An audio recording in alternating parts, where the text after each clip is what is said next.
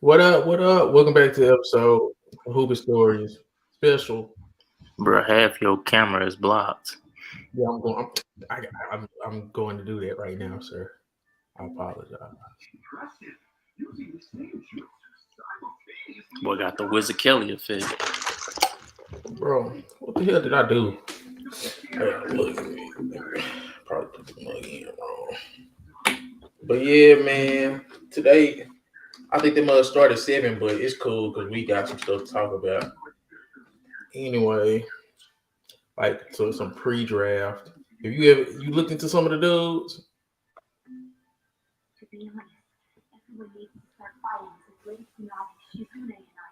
right?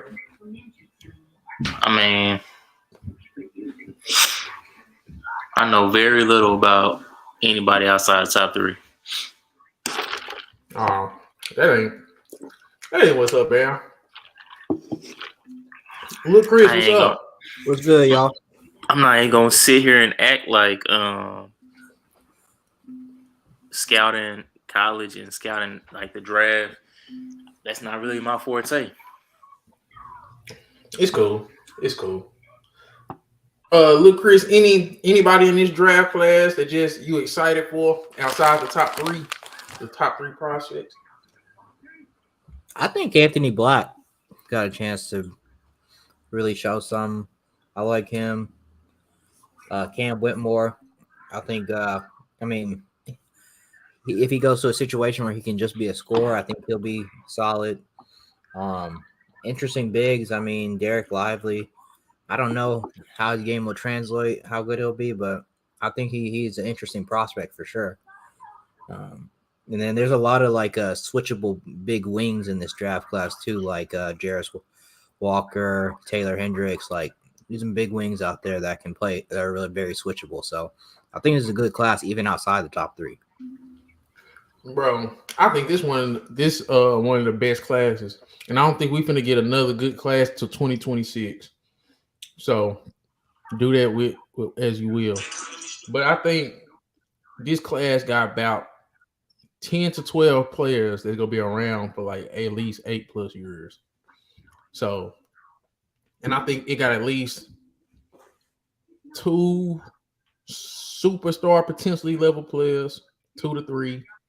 Like 5, 6 all-stars potentially, but then it got a lot of role players.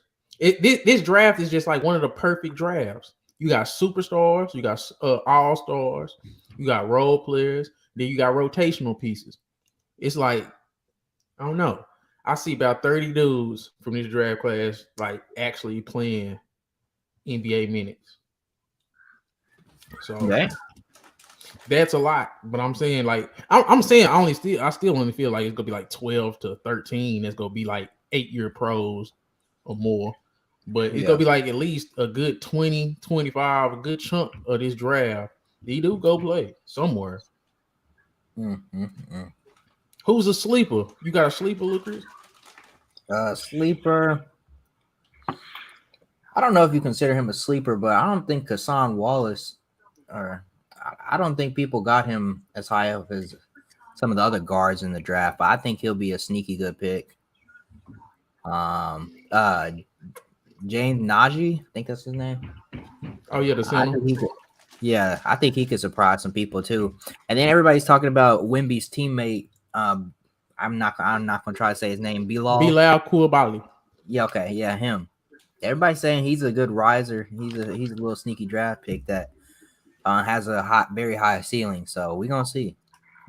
The thing with Bilal Coulibaly, see, man, some of these names, man, but he played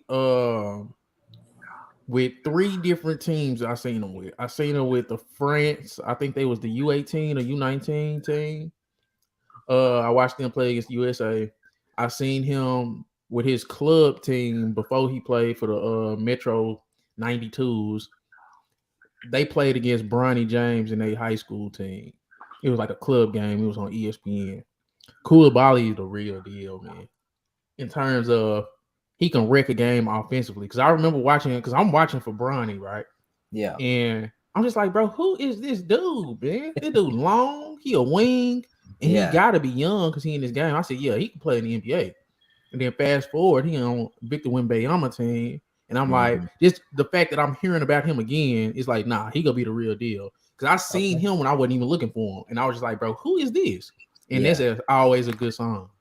Oh yeah, when he flash off your screen, you know he doing something.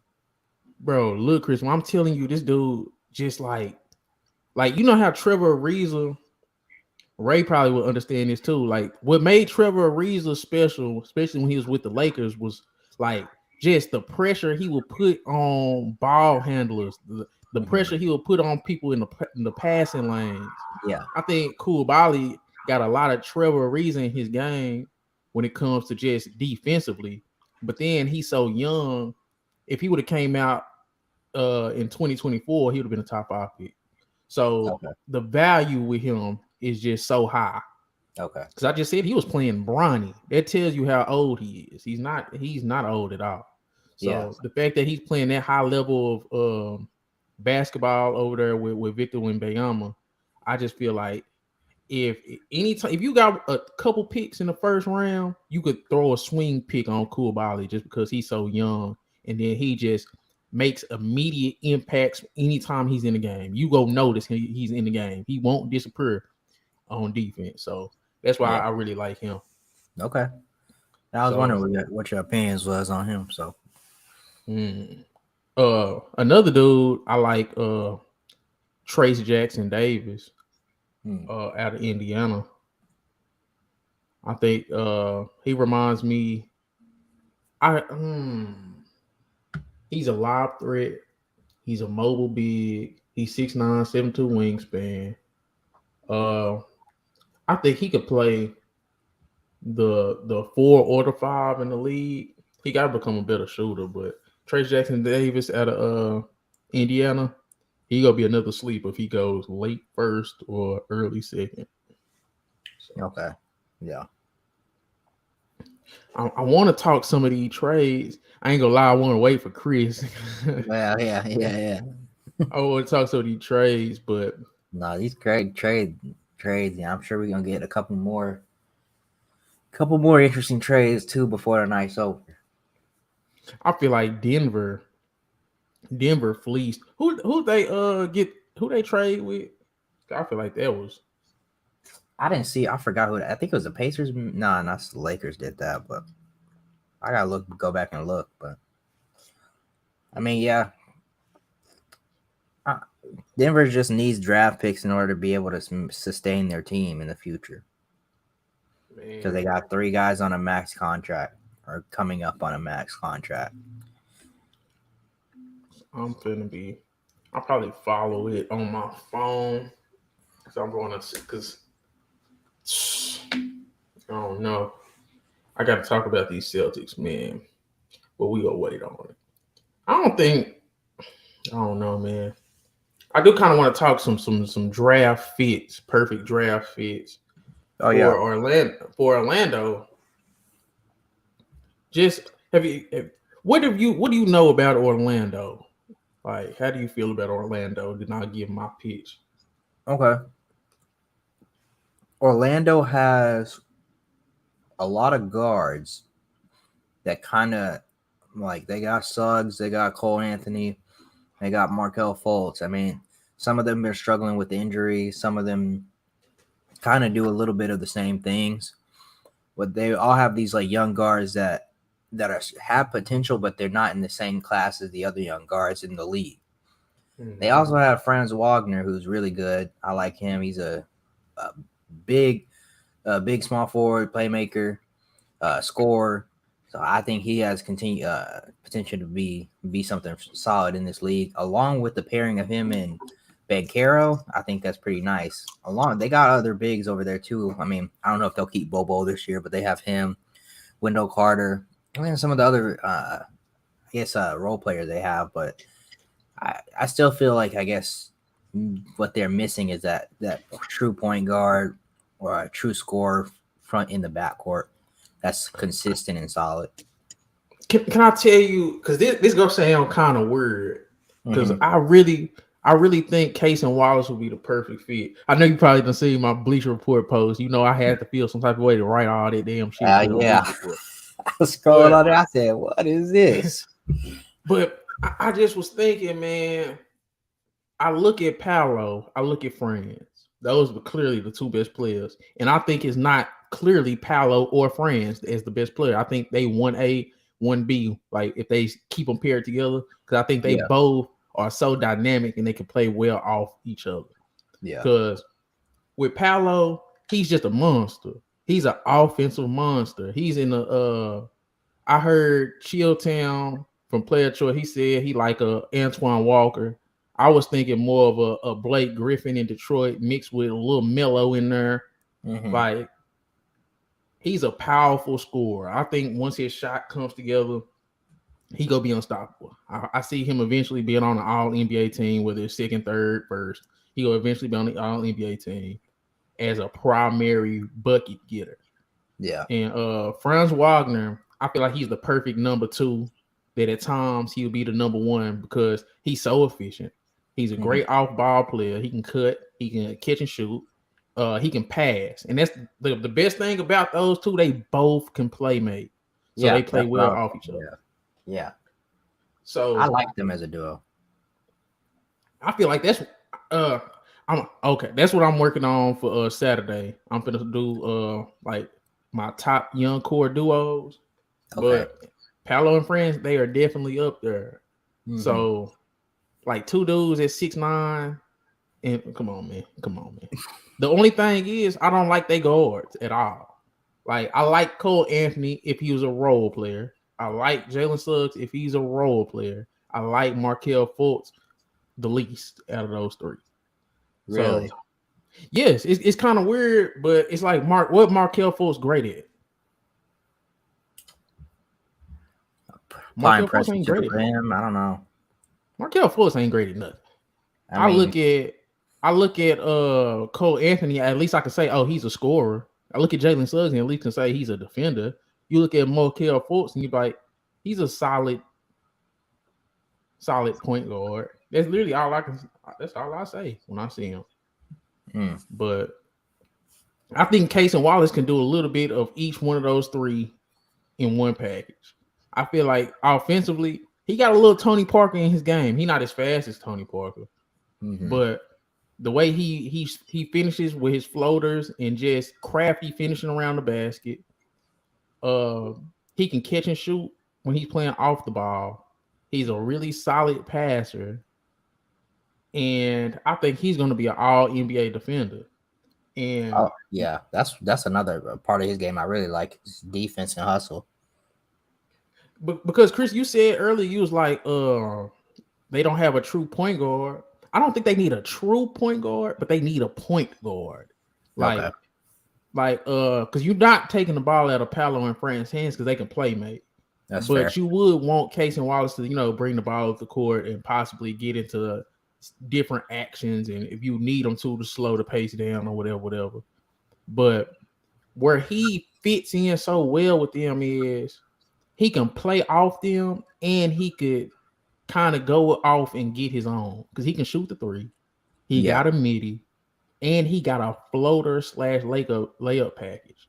So it's like he's a complimentary third option type of scorer, and he's going to be your best perimeter defender.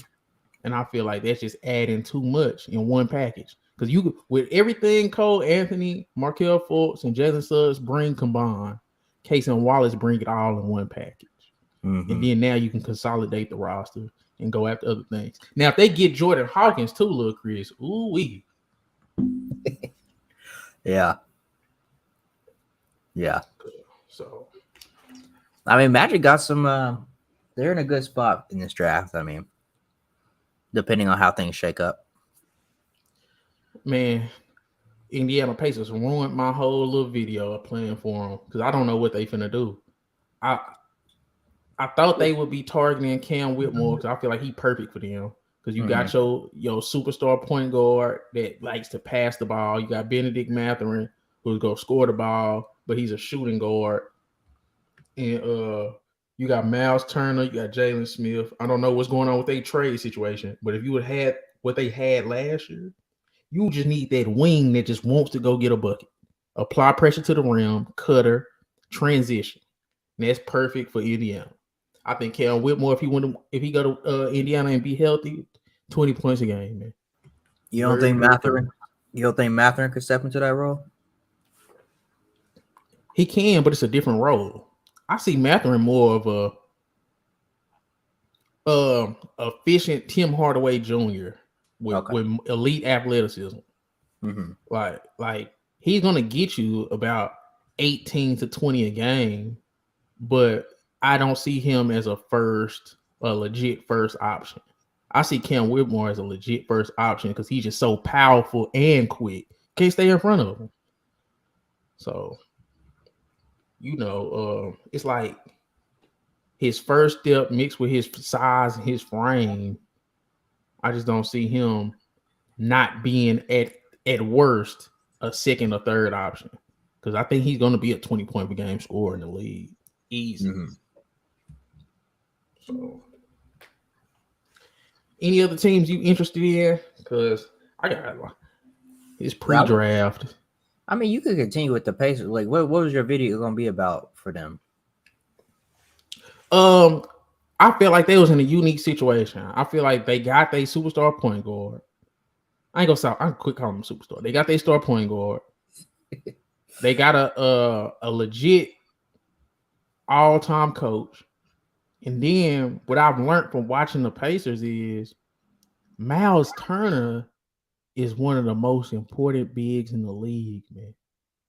Think about a young Brook Lopez. That's like when Brook Lopez learned how to play perimeter defense, learned how to shoot, still protecting the paint. Like what Brook Lopez had got popular for with the Bucks, that's what Miles Turner is right now in his prime. He more athletic and mobile though than Brook Lopez ever was. But yeah, but you see what I'm saying? Like the stuff that makes Brook Lopez valuable, that's what's making Miles Turner valuable, and he's a little bit better. And don't speak too soon on Indiana because Turner might be gone. And that's why I said I didn't do the video. I was like, because I was working on the video. I had slides, I had all kind of stuff.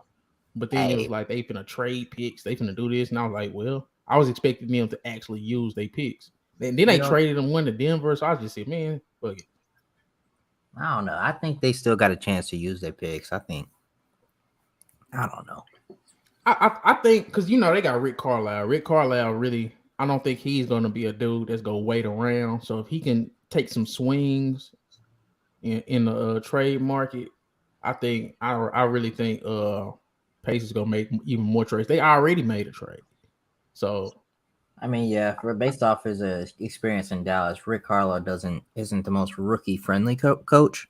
Exactly. So it's interesting to see him coaching a young team over there, having to develop some young talent. But yeah, I do feel you on that. When it comes down, when he's trying to win, Rick usually wants some veterans, so he usually try to lean on them veterans. So yeah, we'll see. I don't see him like if let's say it's not gonna happen now because the Celtics already made a lot of moves. But let's say the Celtics was go trade Indiana Jalen Brown. They trying to get out Jalen Brown. Rick Carlisle go like, man, fuck them picks, man. Excuse my language. But he go like, man, go bring in Jalen Brown. You can have all three of the first round picks. Just because I just know Rick Carlisle, he feel like he can win. He go go all in because they was a really good team before Halliburton got hurt. Yeah. Because I used to talk down on Halliburton until I really went and studied his game. But you put the right pieces around Halliburton and Turner, they could go far just because those two positions, a facilitator and then a big that can stretch the flow. He can guard the perimeter a little bit, guard the post, score in the post a little bit, and shoot. Like those two things are some of the hardest things to find in the league. And then you got an actual really good coach. And then you got shooters everywhere. And then you got two more bigs in Isaiah Jackson and Jalen Smith. Jalen Smith can shoot 3 block shots. Isaiah Jackson can guard the perimeter, play as a lob threat, and he get blocks too. Like if people sleep on Indiana, there's a reason why they were looking like a playoff team before Halliburton got hurt. They got some dudes over there. But I was disrespecting them. I apologize to Ray because he did say Halliburton was better than Fox. He did say that. I never said that. Oh, you so fake, man. You was trying to downplay what Halliburton was, and I was defending Halliburton. Ray, what you think the Lakers Halliburton was need? trash. Huh? Ray, what you think the Lakers need? And I'm gonna give you some pitches for some prospects. You talking about just far as pitching prospects, as far as for the draft, or what they need, just period. You know what I'm saying? What do you think the Lakers need? Like, you can give like position needs, or if you were bringing in a guy, what you think they need? Because I feel like there's a lot of talent even for them at 17. We need some 3-and-D guys on the wing. We need a point guard. Some people saying they want to keep D'Angelo. I'm like, no. He's been in the league too long. Been showing inconsistencies. I don't think it's ever going to be corrected. I don't know. So I say we need a point guard. We need a legit center.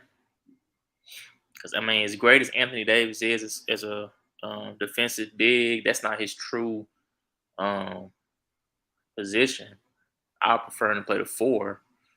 That's why I wouldn't mind if Lakers make that trade to get Turner. I really don't care for too much about Hill, but they probably gonna include him in the deal or whatever. But to be honest though, he would be helpful as a shooter, but not too much on defense. But yeah, those are my 3 things I've been even since the playoffs started. I said we lacking a true point guard, we lacking a true center, and we need more knockdown shooters who can also defend.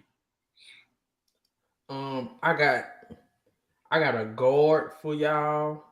I got a big for y'all.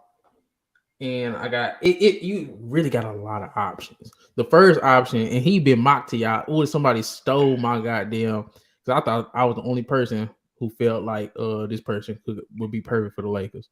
But his name Keyonte George. He was a top 5 player coming out of high school. He was coming out of IMG. He from down here. I forgot where he from. Louisville. He from around here. He from Louisville, Texas. He went to Baylor.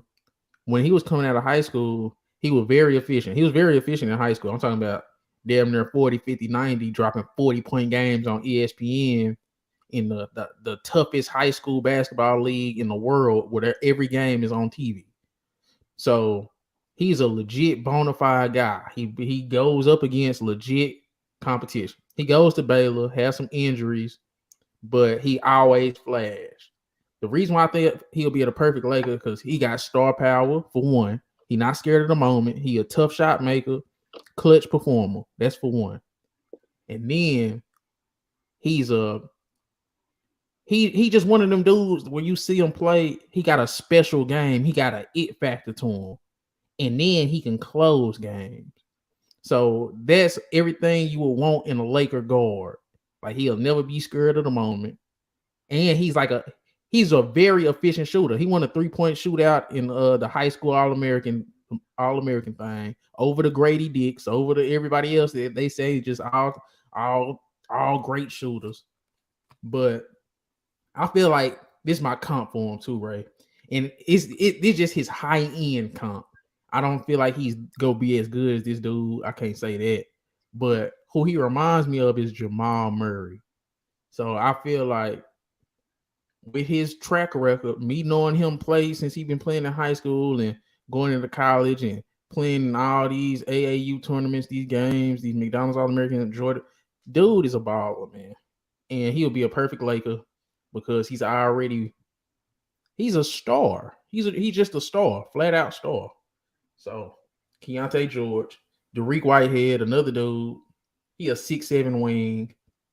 You could say he's 3-and-D, but he's more of a 3-level scorer than we got to see it, dude, because he got hurt. It was a lot of dudes that was the top prospects coming out of high school in this draft. They had a weird year because they got hurt. and they go get drafted way later than what they should have been. Because Dereck Whitehead and Keyonte George was potential top 10 picks coming out.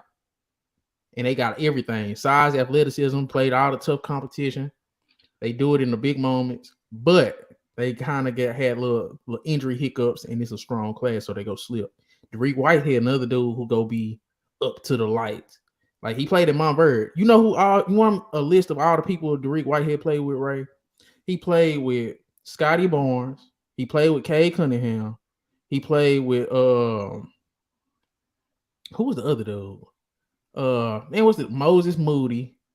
He played with pretty much any of the Montverde players that came out in the last 4 years. So he a dude that's not gonna be scared of nobody. He's a dude that was he was the second. I think Dereck Whitehead was the second player in his class. And if y'all can get him at 17, he'll be a perfect Laker because he gonna be ready for that. When it comes to Lakers, I be looking for specific type of people. You feel me, right? Like, you got to be ready for them bright lights. So it's not.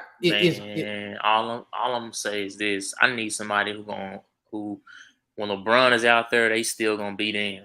Not trying to, I'm gonna shrink my game because LeBron out here. So all that they NBA ready, I need to know if they ready to play against an all-time great or play with an all-time great. I mean, that's what I'm saying. Keyonte George and what all-time greats they done played with? You talking about they ready to do that? Like, how they gonna be ready to play with the all-time great day first season? That's what I'm saying. You saying they gonna come in ready? How they gonna play with the all-time great in high school or college? Like, I'm saying, is anybody they play with on track of that? I don't. Come on now. Did Austin Reeves you play? Talking about anybody? Moses Moody? Like, what? Did Austin Reeves play with anybody? Did he play with anybody that's on track to become one of the greatest of all time? Austin Reeves first year LeBron wasn't out there. He's out there playing now. That's what I'm saying. I'm saying Austin Reeves had a chance to already gain that confidence. So you know what? I'm ready for this. Well, look, no Lakers rookies are playing right now anyway.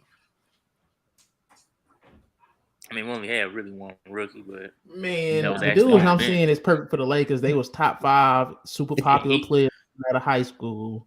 Had little hiccups, but the talent is still there. If you can get a top 10 talent who is already a star, where they got millions of followers on the gram and all that, they can play in LA. I think Keyonte can play in LA. I think Dereck Whitehead can play in LA. They alpha dogs. They don't back down. It's like, that's why I said they would be perfect for LA. They got the top tier talent, but they slipped a little bit. So that's just why I said that. They're bucket getters, and they play defense, play in transition. Versatile, playmaking, catch and shoot. That's the biggest thing, Ray. They both can catch and shoot off ball. They play with a lot of NBA talent going back to high school. That's all I was saying. They know how to play with stars. But like you were saying with Rick Carlisle, he don't really care too much for rookies and young guys. He want that same thing. I mean, people make jokes about LeBron. LeBron ain't really just been known to play with young people. He want to win right now, especially after he talked about retirement. You think he gonna go out there and be like, "Hey, yo, we got these guys in the draft." LeBron looked at him like, "Man, if y'all don't get that out of my face, I ain't even go to college. Y'all bringing these college dudes to me. I want some proven guys. I'm trying to win right now." LeBron is closer to the exit than he is to the front of the door. I agree with you. So he's trying to get them proven guys in there. I understand what you're saying. Those guys might be ready from day one, but LeBron ain't gonna give them a chance to even show it.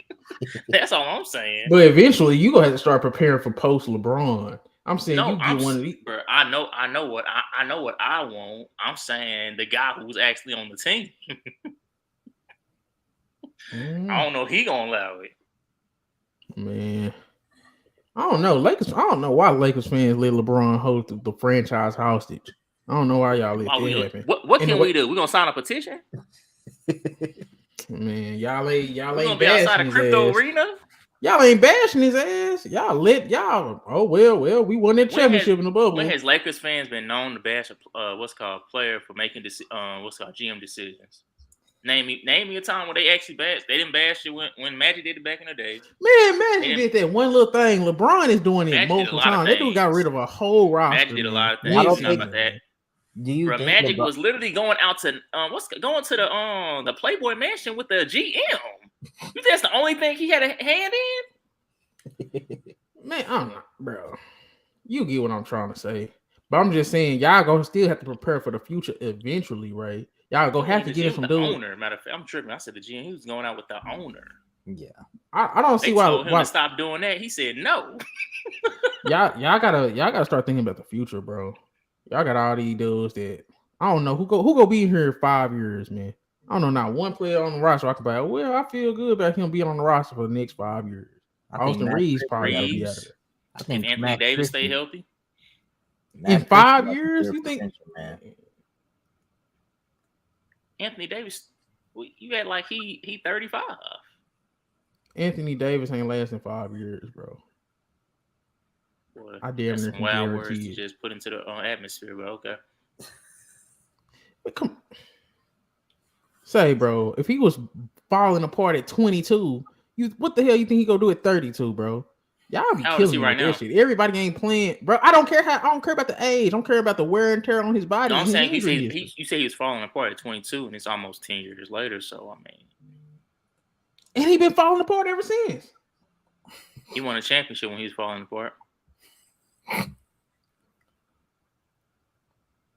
Hey, you just said he had a top. You just said he had a top 6 playoff performance. He falling apart. What that say about the rest of the league? Fam. And we were scared this whole season watching this nigga play, bro. I wasn't. You full of it. If you wasn't, every time he failed, man, it is what it is. But OKC better get a big. Memphis series, I ain't gonna lie. He started when he said he couldn't feel his own one. OKC need a big, bro. Like the fact they didn't get a big last year just pissed me off still, bro. Who you talking about? Oklahoma City, bro. Oklahoma City. They probably got 300 pounds combined on their whole roster in the front court, bro.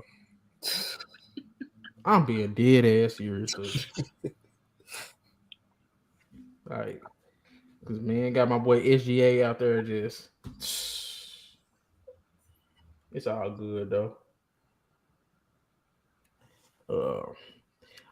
I'm interested to see who else got interesting draft. I'm interested to see where Denver go, because it's even a lot of talent in the back half of this first round. If Denver make a selection, because they traded into the first round this year, they know how talented this draft is. So whoever they got targeted, it's gonna be somebody they go really be relying on day one. Because I know Scoop.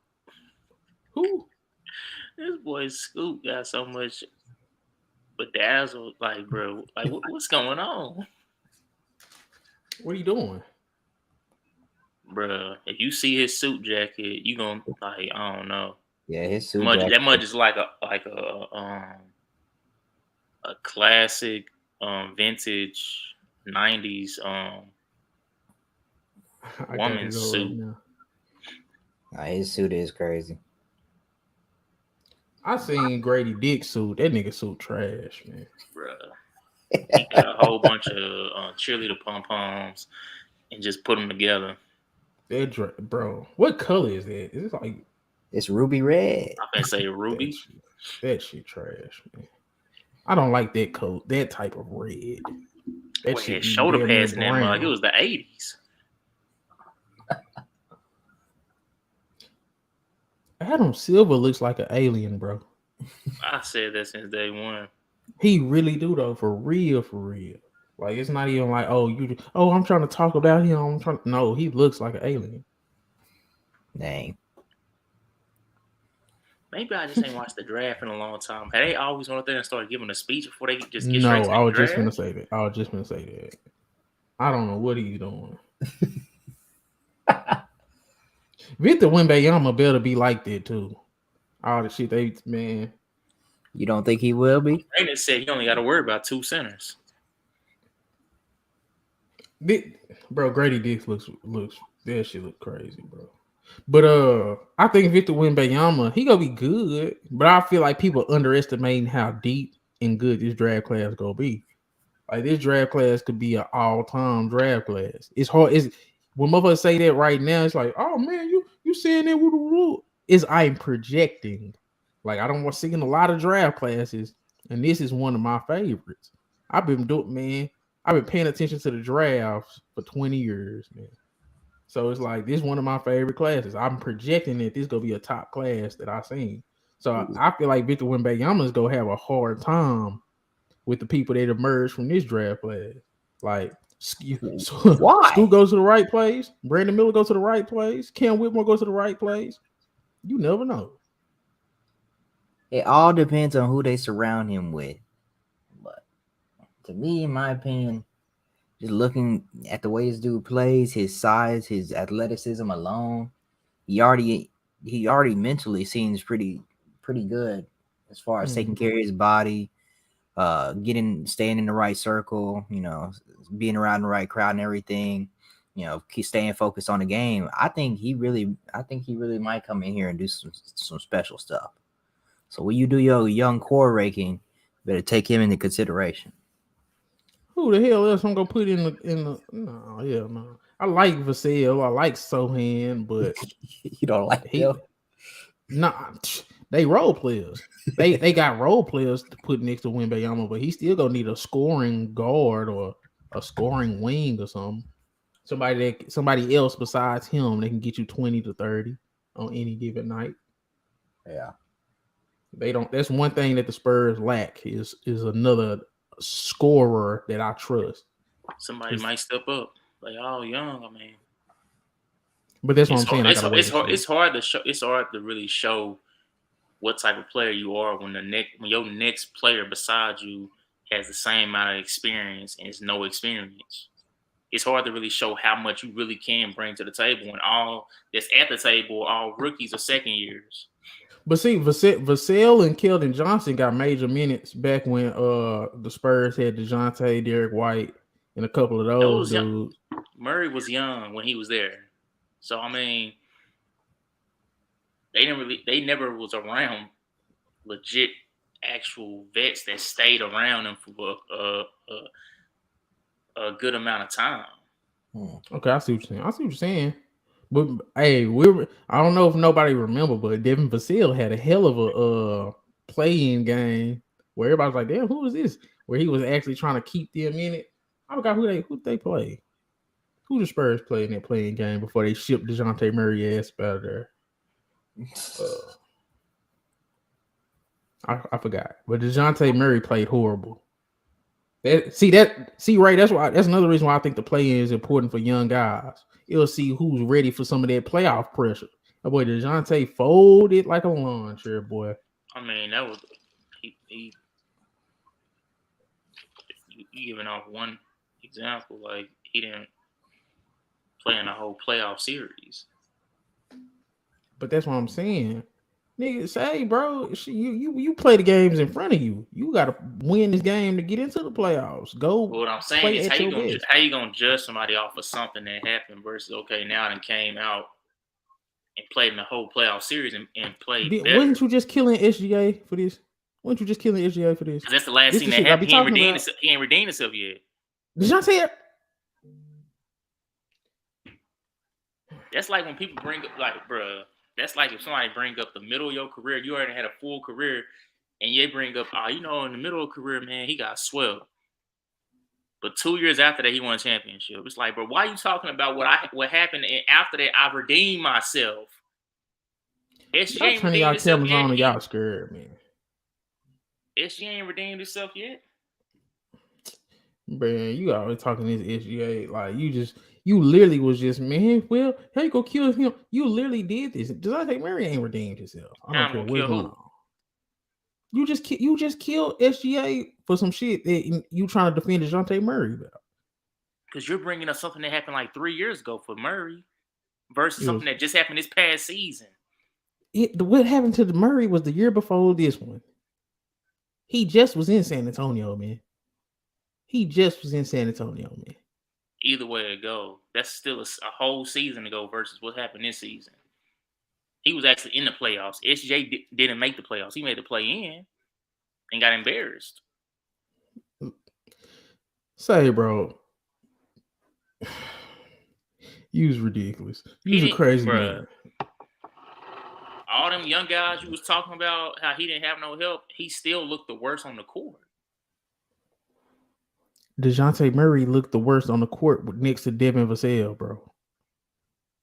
Once again, you're bringing up something that happened over a season ago versus something that happened with SGA just this season.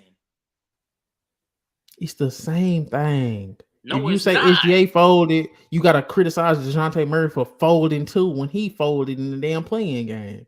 They did the same thing, but you won't let one off the hook and you tell another one, well, that was 2 years ago. What the hell are you talking about? So you hold on a second. I don't think you understand what I'm trying to even say or get to you, through to you. What are you trying to say? I'm saying you're trying to compare SGA to this season to DeJounte Murray's last season. When I'm saying you should compare SGA's this season to Murray this season. Why? Why do I got to do that? Because that's what's current. Man, you just want to say. Why would I? That's like me saying, bro, DeJounte Murray folded in the play-in, man. So imagine if you go say it like that. Imagine that's how everybody argues now. Do y'all think Portland is going to trade the pick? Man, say man. If I don't know what Portland is so man. They saying they're not even gonna trade Dame. I don't know what Portland gonna do no more. I think if Brandon Miller there, they probably could rock out because it's like it is what it is. But if Scoot there, get Dame the hell up out of there, man. If Scoot there, get Dame out of there, man. That's all I'm gonna say. But I don't think Portland will do it unless Scoot there, Moses. That's basically what I'm saying. If Scoot there, I think, you trying to give Portland too much credit. No one's Portland. They're gonna try to make it work between Scoot and Dame. For real. They're gonna say Dame trust us. They gonna say Dame trust us. Y'all got the potential. No, if I'm Portland, I'm shipping Dame. I don't care where, but I'm shipping him to whoever gonna throw me the best package. I'm not doing nothing else. I'm tired of this. Oh, Dame wants to be loyal to us. No, get him out of there. Recoup as much capital as you can, because there's no team that y'all can put together in one off season that's going to really contend with the Nuggets, that's going to contend with the Lakers, that's going to contend with the top teams in the West. There's nothing they can do. What's a good package for Dame? You better throw me some picks. You better throw me some young players, something. I ain't gonna stunt. How many? I wonder how many picks the Heat got. Cause man, yeah, I want Tyler Hero. I think I got 18. 18 pick. But see, I want 3. I want like 4 first round picks for Dame and Tyler. I need a KD package. I need a Bradley Beal package. Bradley Beal. I need a Rudy Gobert package. 10 picks. I don't know, but that pick swap shit be sounding. I don't know what that pick swap shit be. They gave him 6 second-round picks and 4 first rounds. Second-round picks in. Second-round picks is crazy. Honestly, Scoot got pre-injury Derrick Rose potential.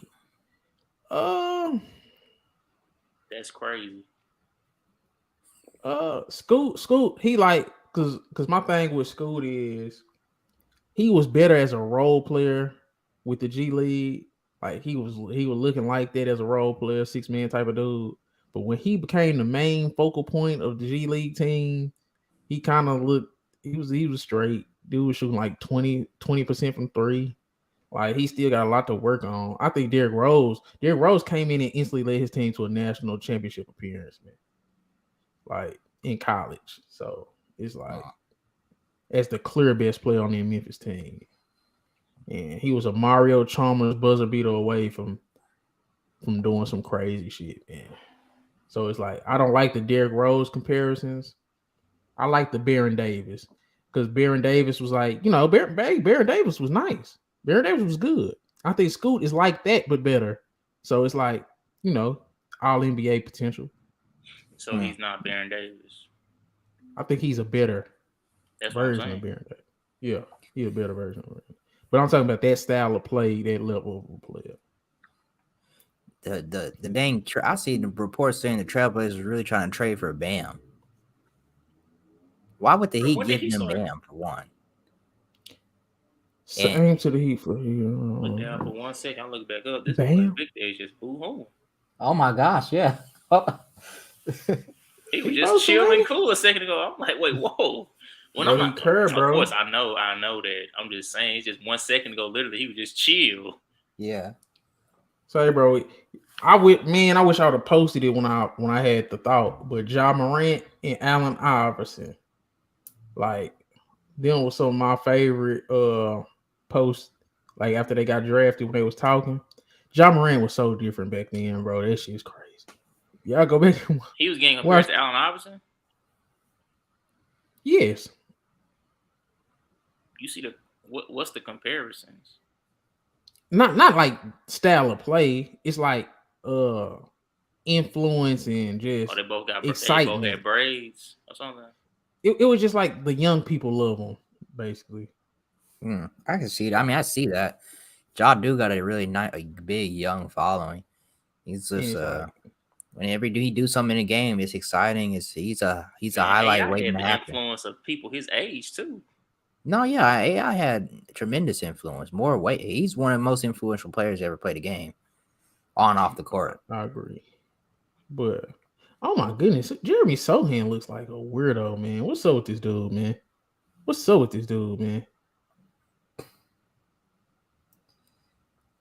Right. Did y'all see that shit? Oh, the purple hair. Yeah. This is where the draft really started too. I was about to say, last call on the Brandon Miller school. Who they taking? Man, Brandon Miller. You see all the shit he was talking about Jordan and all the shit he was talking about George. That nigga talking his way out of the two. I don't know if he wanted to be right there. But then he started fanboying over Paul George. I said, how you gonna talk down on Michael Jordan and then start bigging up Paul George? That man. Hey, man. Bro, I like Paul George, but that nigga was tripping, man. Hey, man. And he was complaining about Jordan airballing. That nigga, Jordan like 70. He's 60. He's 60. Dude, 60 years old, man. He's like, come on, man. Brandon Miller, you ain't gonna have a tenth of the career Jordan go have, even if you good. Ain't nobody in this draft class gonna even have the rookie year that Jordan had. But I don't care if they going to have a great career. They not ain't gonna have the rookie year that he had. Victor Wembanyama, man. I've never been a fan of the dude using what's that shit called? A tissue for your eye. I don't like that. I don't like people that do that. Dang. Especially my dude. That boy used to be in church pissed when people get start crying. No, it's a difference. It's a difference between a handkerchief and a tissue, bro. No, you don't remember when Usher used to be walking around with a box of Kleenex? You said Usher? The Ushers from church? Yeah. Oh yeah, but I don't like that. You better have a handkerchief, something solid. You get all that the particles of the tissue in your. Brandon Miller, he didn't want to go to Charlotte. He did. Oh, they did school wrong. Well, all right, here where the draft starts, though. For real, be on him day one. Yep. How many trade offers you think coming in? He probably was just on the phone with MJ. When he put that phone, you seen the look on his face. He don't look happy.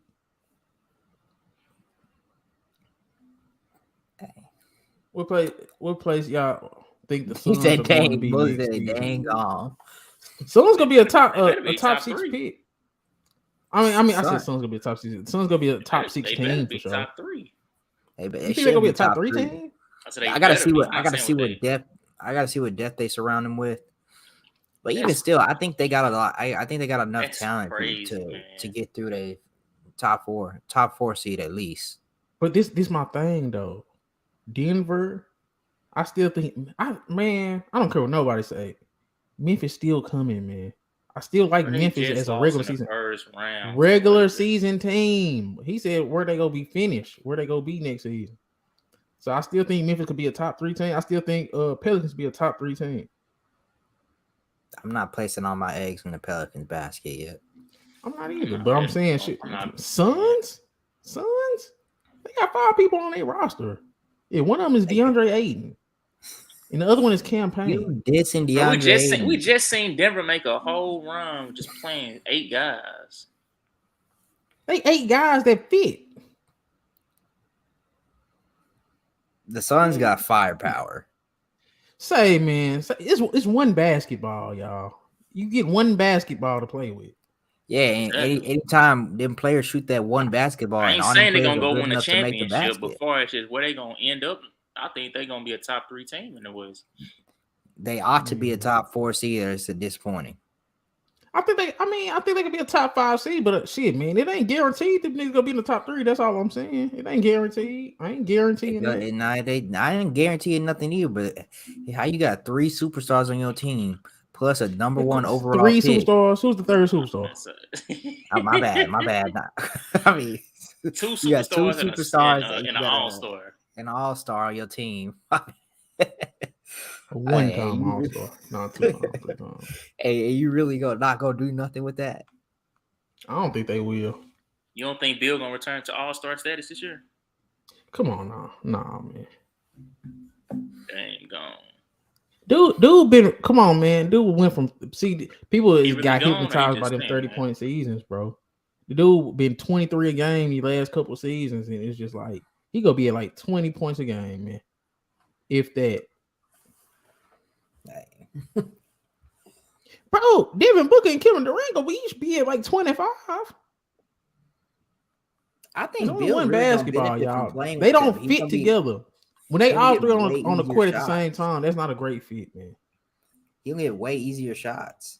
Hey, go ahead, DJ. I know you want to answer this one. Honestly, Melo and Miller could be a nice. Bro. I'm telling you, bro. That is a hell of a duo, bro. I love that duo. Brandon Miller needs to shut his ass up, go in the facility, work. That's gonna be a good team. Like I said, a lineup of LaMelo Ball, Brandon Miller, Miles Bridges, PJ Washington, Mark Williams. Come on, man. It's versatility, up and down transition, one-on-one scoring, shooting. Everybody, except for goddamn the center. So it's like that team. Come on, man. They need to get off Gordon Hayward and Terry Rozier ASAP, though. No, those are the only 2, that's holding them back. Those contracts, but when they get off them, they got a good young core, honestly, if you think about it. I mean, Brandon Miller, Melo, Mark Williams. People got to understand, LaMelo got hurt. Well, I think they really just shut his ass down. And Miles Bridges, bro, come on. Miles Bridges didn't play at all. He was a 22-point per game dude. Dude that everybody was like, man, he should have been an all-star last year. So it's like, man, they missed a lot of shit. They missed their 2 best players for the whole damn year, basically. So it's like, come on, Charlotte, we ain't gonna act like when LaMelo got there, Charlotte wasn't starting to look like an actual team. Like his first 2 years, they was making the play-in. I know Ray like the play-in, but dude is a rookie and a second-year player. A lot of people with rookies and second-year players being the best player on the team don't make it to the playoffs and don't make it to getting close to playoff contention. So just the fact that he had them in the ballpark just show you his talent level. Yeah. You think Scoot go here? So he better. And Dame better be gone. So hey, bro. Hey, look, Chris, man. Sometimes you just gotta. It didn't work. Dame was a hell of a player for your team. Yeah. You know what I'm saying? And he stuck it out. Now he giving you an opportunity to build onto your young talent and boost your rebuild. Win-win. Send him somewhere where he can win. And he didn't. You can't say he ran and no shit like that. And we got one of the better young core, bro. Simons, Scoot, Shaden Sharp, Jabari Walker. Say, man, people underestimating the young talent that Portland got in. And Ray Samaki Walker, you remember Samaki Walker? He got a son. He got a son. Nigga play for Portland. He a big. He like a. I seen Juwan Howard got a son in this draft. Boy, you don't know Jett Howard? That nigga is nice. I know Juwan Howard. I know Josh Howard. No, Dwight Howard. Yeah. Nah, Jett Howard. He gonna be a he was a top. He was a lottery pick before he got hurt in Michigan. Like he had like some ankle shit. He kept playing too, so it's like he started looking trash because he was playing through an ankle injury or something like that. Scoot, that nigga Scoot flying home. I would. Dame gotta go. If I'm Portland, Get out of here. I'm not wasting. He got granted. You know he had to get fly.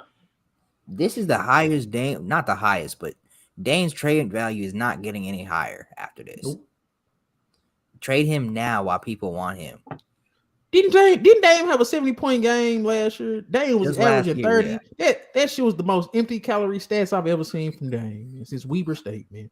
That shit was empty. Come on, man. Emptier stats than Devin Booker before they got Chris Paul. It was on the same par that Devin Booker seasons before Chris Paul and the Bradley Beal Wizard years. And that's sad because we know Dame a hell of a primetime player, but he putting up empty stats and Portland over there with goddamn Nurkic. He became the first point guard to score 70 points and it didn't account to nothing else after that. Didn't care because your team is terrible. Yeah. I can't get behind this. Oh, let's make a quick fix in the offseason and we're gonna be some real contenders. No, you not. And Dame not finna be able to lift no team to no championship in one offseason of rebuild, one quick rebuild. Hell no. That shit over with. He's done some things in the playoffs. He's taken some teams to the conference finals or whatever, but clearly he needs something. They should have moved off CJ sooner. Dame. So the thing about Dame, the thing that makes Dame special, and the things that makes Dame kind of like, come on now. He didn't want them to trade CJ when we knew it wasn't gonna work with him and CJ. They both was too good and couldn't defend. So when he didn't want to get off CJ in an appropriate time, they window closed even faster than what it could have been if they would have got off CJ. They let Norman Powell go for nothing. They let Gary Trent go for nothing. Like, so it's like, you and especially see, this is why I pay attention to college and high school and the draft so much, because you never know what piece here and there could change the course of your franchise, man. So come on, man, you pairing Dame and CJ, that shit ain't winning. Y'all both under 6'3", and neither one of y'all can go. Come on, man.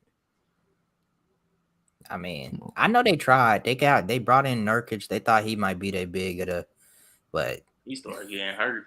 He got hurt a lot. He's still with them. So, but at the end of the day, I don't think. No, Dame and CJ was never gonna work. We could tell. I don't think he played a little bit last year. He played much. He still, man, that boy's still getting injured.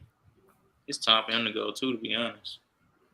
Oh yeah, traded CJ and Dame at the same time for a big haul of people. See now, then goddamn who go come to the games? Ain't no reason to go to no Portland games. You got rid of both of them at the same time. No. Dame still. I would have got asses in seats. I got rid of CJ for sure earlier than what they did. Once you can see that these two little guards, not gonna be doing nothing in the playoffs. I mean, they went as far as they could. Their ceiling was the conference finals, and they wasn't going further than that. It's time to move on. He's like, all right, we're not gonna be good enough. If you can't get another piece to pair with them, then move on. It's okay. You couldn't do it. That's how I feel. Especially CJ. I'm like, boy, as soon as I see a nigga creeping up on 30, say, man, this basketball, nigga. That's damn near 50. Get out of here, man. That shit ain't working, dog. No, they probably should have traded him at the same time. That's just a sacrifice you got to make. But this what I'm saying, Ray. They got three of some of my favorite young players now. Scoot, Simons, and Shaden Sharp.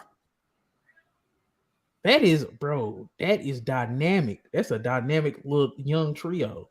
Now they just need some bigs, and They just need some bigs, Do probably you a think? wing. Do you think all three of those people's games mesh together well, or you think they just all three good young guys? Do you think they Shaden can actually Sharp can play catch and together? shoot. Shaden Sharp can catch and shoot, and I think he's going to be a really And good Simons is defender. a shot creator. Simons can play make, and he can catch and shoot too, though. I think the person. His shoot, when Dame came back, that's when his numbers started dropping for his field goal I percentage. think it was young player versus old player beef, low key, because they wasn't really rooting for each other. Like I say, bro, I'm a conspiracy theorist at times. You think Dame was hating on him? Not hating, but it's just like Dame was still like, I'm not ready to give you the keys. It's yeah. But did Anthony did? So you think I'm supposed to just hand you the keys? No, Ray. But it's just like I've been watching. It's like okay, that's his protege. You know they got love for each other, but it's like just like how Jordan Poole kind of looking at Steph like, say, man, you done taught me this. Now it's my turn, man. You getting old, man. Let me. But no, Steph. See, remember all those games I missed when I was hurt? You didn't show me enough. Hey, Jordan Poole averaged like 27. But Yeah. he was shooting Not 27. He was shooting like 39%. That's true. That's nasty. But I'm saying, Simon's better than Poole. And how you feel about that now, Ray? But he definitely was more efficient. I ain't taking that away. But you gotta think about it too. Simons ain't little. He just kind of skinny. He like 6'5". He got like 6'5", right? Yeah, he's 6'5". He got long arms. He just got to get his grown man body. I feel like he gonna be a better defender than what people think. He can catch and shoot too, though, right? So he ain't got to dominate the ball. Shaden Sharp too. Shaden Sharp ain't got to dominate the ball. Shaden Sharp is really gonna be a better off-ball player. He gonna be the one catching lobs, getting cuts, and then catch and shoot threes. I feel like that trio can work. They can work. Now, can they guard? They still gonna have problems guarding because I don't see none of them guarding right now. Stu not a good defender. No, none of them are right now. They too young to know what the hell they doing on defense. Like they didn't come in like a Marcus Smart, where Marcus Smart been defending since he been defending. Like it ain't like that. Nah. Casey Wallace and Anthony Black and the Thompson twins, they gonna be the ones that's gonna come in guarding right away. But Scoop them, like they got the potential, but nah. Do y'all think the Clippers should blow it up? Man, hell yeah. Yeah. Hey. I personally think the Clippers, they've already shown, like Chris would say, they've already shown us who they are. They're not gonna do anything in the playoffs because they're always gonna be hurt. They're not gonna have a good enough seed in the regular season because Kawhi and Paul George can't put together a full season to get them in a good seed in the regular season. I just really think if I was them, I'd gauge what trade value Paul George has. I know it's not very high right now due to his contract extension, but I don't know if I'd give him one, to be honest. I just think the Clippers, they tried this experiment. Honestly, it's almost a worse version of the Celtics. They have lots of talent, they have lots of pieces, but when the stars aren't playing, the stars ain't building chemistry or whatever. You're relying on two dudes that don't play that much, and they eating up a bunch of your cap space. There's nothing you can do about that. It's time to move on. I love that you brought up the Celtics Clippers type of how they kind of mirrored each other. That was one of my favorite regular season games too. Clippers versus Celtics. The Clippers worked their ass. That first game, the Clippers worked their ass, bro. But it was like it was crazy because they literally was like a mirror of each other. But it's just like Clippers just fell apart. Like they just can't stay healthy. And I would just be like, why Paul George still got some trade value? Get him up out of there, man. I like but then they got rid of Luke Kennard because I really like Luke Kennard. But they got what's that dude name? Terrence Mann. I like Terrence Mann as a role player. Norman Powell still pretty good. You might as well blow it up, see what you can get for Paul George. And Kawhi can't go nowhere, I don't think. But get that dude out of here too. Hey. I don't know if he could. I don't know. Clippers should have kept Shea and built the team around. Out there, man. It's really kind of hindsight because back then I would have traded Shea ass for Paul George too. Back then, I love Shea. Hey, OKC robbed him. Man, Bro, I ain't gonna man. OKC Paul George was actually kind of nice until he was Donovan Mitchell. MVP candidate. They lost to Donovan Mitchell, rookie Donovan Mitchell. I didn't even think Donovan. That was sad. That was Bro. sad. I couldn't. Paul George was having battles with Joe Ingles. I like. He'll never live that down either, because there's a lot of people that. I don't know how after the injury that he had, after the performance he had in the playoffs, as OKC, getting embarrassed the next year after that against Dame. I don't see how anybody was in a rush to be like, man, we need PG over here. What did he show you to say that we needed him? Damn, bro. He was first round X back to back. Yeah. Yeah, that's why you pair him up with the true one. Yeah. No, I would have tried to. Man, I don't care what Kawhi was saying. I would have said, yeah, we're gonna do that, and just lie. Like, no, we're not getting no Paul George. But what was Shea and Kawhi look like next to each other? Well, at least you know one person to be undependable. To a certain extent. Hey, SGA done have a couple injury hiccups too. Amin Thompson to the Rockets, number 4. I don't like that pick. You don't like in the that last pick? 2 years. I don't like that in pick. one season. I don't like that pick. Who should they have gotten? Like I said, man, I thought the perfect fit for Houston. They needed, bro. They got KPJ, a nigga that not trying to get everybody involved. He can play make, but he's not a facilitator. You got Jalen Green, who's a black hole. As soon as he get the ball, that shit going up. You got Jabari Smith, who needs to be set up. You got Alperen Sengun throwing his hand up in the goddamn post, like, please give me the ball. I'm trying to do my Nikola Jokic impression. You need a nigga that can facilitate the offense. I think Anthony Black would have been a perfect choice right there. 6'7".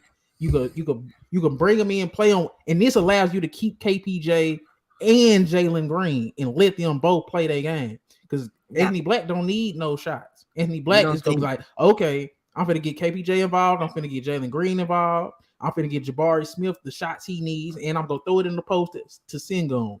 And that way you could have Anthony Black as your point guard, but he's still defending the 3.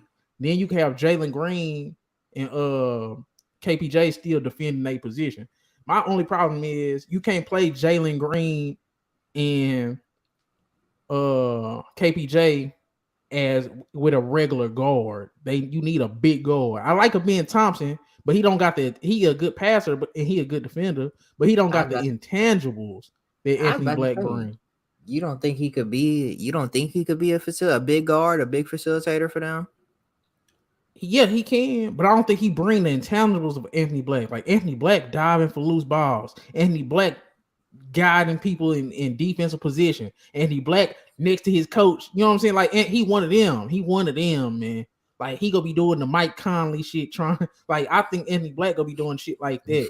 Like go actually be guiding the team. Like an actual say, man. He's a connector. He like, man, I want everybody to get their shots. Like. Mm-hmm. And I think me and Thompson more talented, but I just think Anthony Black was a better fit. Oh, snap. Oh, don't tell me. Who did Detroit get? Yeah, you about to see. I don't know if you'll like this one either. Oh, no. Detroit. It shocked me kind of. Okay, he finna hit. Ausar Thompson.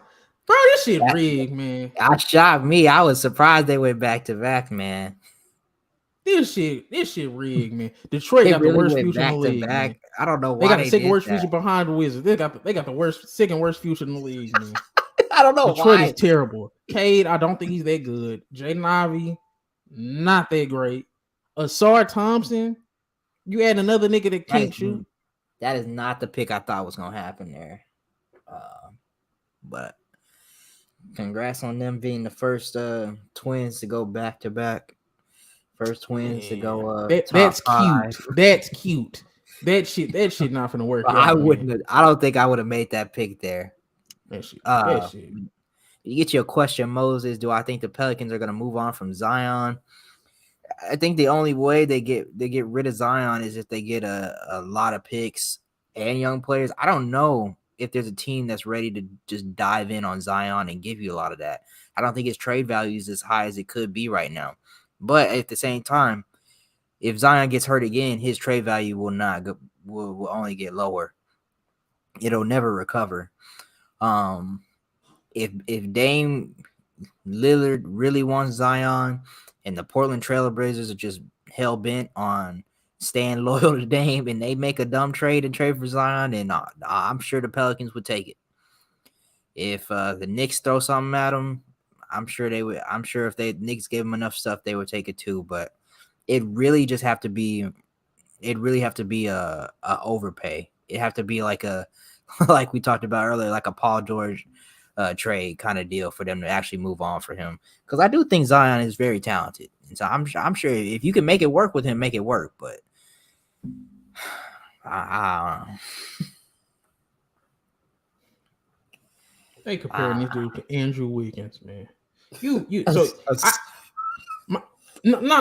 ain't dissing, but my comp for Ausar Thompson was Gerald Wallace, the old school Bobcat.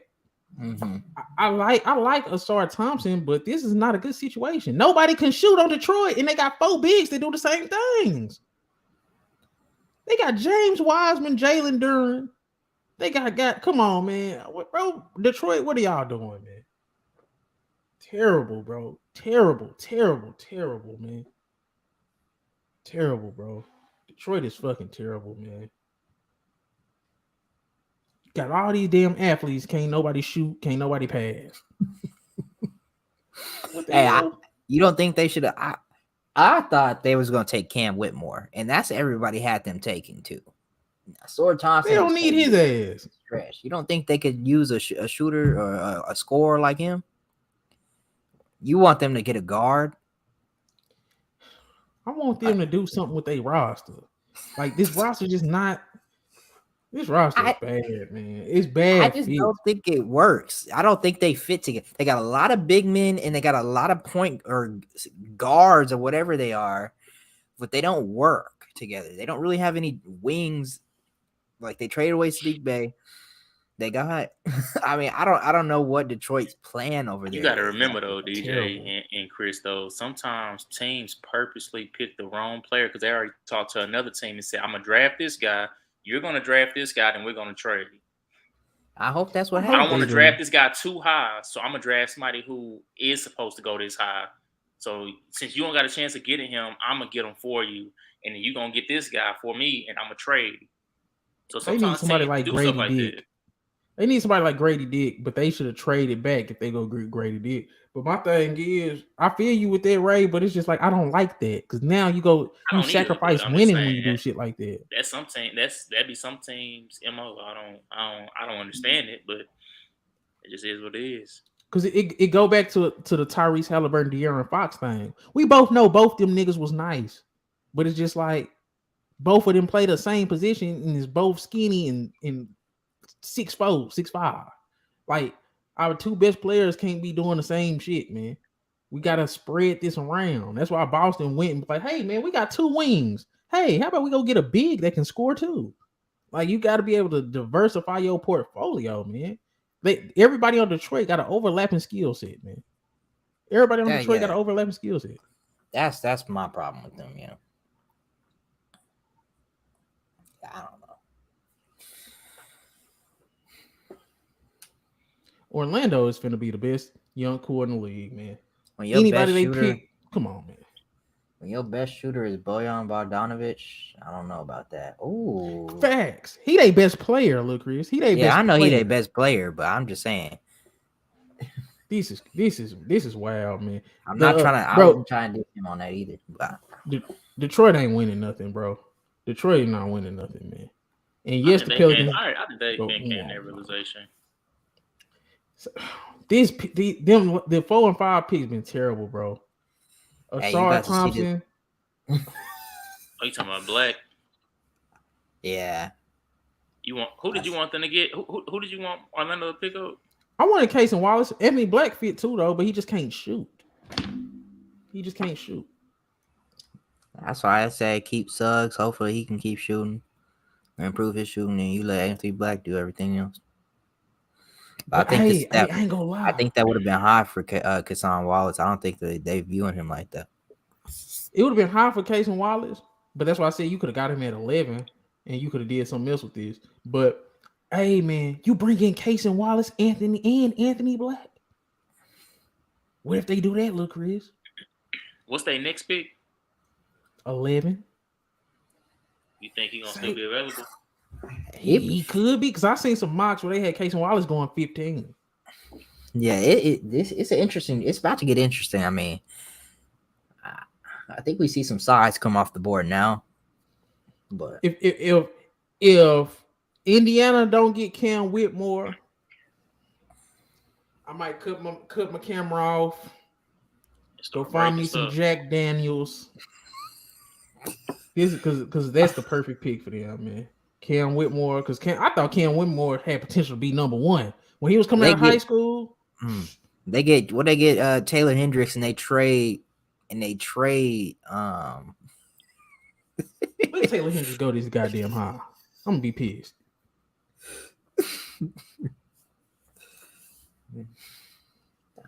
Anthony Black, such look at him, bro. I love that nigga, man. He's gonna be the perfect glue connector piece, man. He's Josh Giddey that can play defense and is athletic, right? Dang, they skip over his pick. Who? Anthony Black. Oh no, I'm watching his highlights right now. Oh, you just watching highlights. They're playing his highlights. I don't know. I like the Amin Thompson pick. I think he's better. I think he got a chance to show something, but I think he'll fit in Houston. I think he'll be the ball. If they let him be the ball handler he can be and facilitate, and he work on that, I think he can help them. I don't think he's bad, look, Chris. I don't think he's bad. I think Amin Thompson is more talented than Anthony Black. But if you look at Houston, look at the Houston roster. They don't have a leader. They don't have a professional. They don't have nobody that is the game first. Anthony Black is basketball first, team first.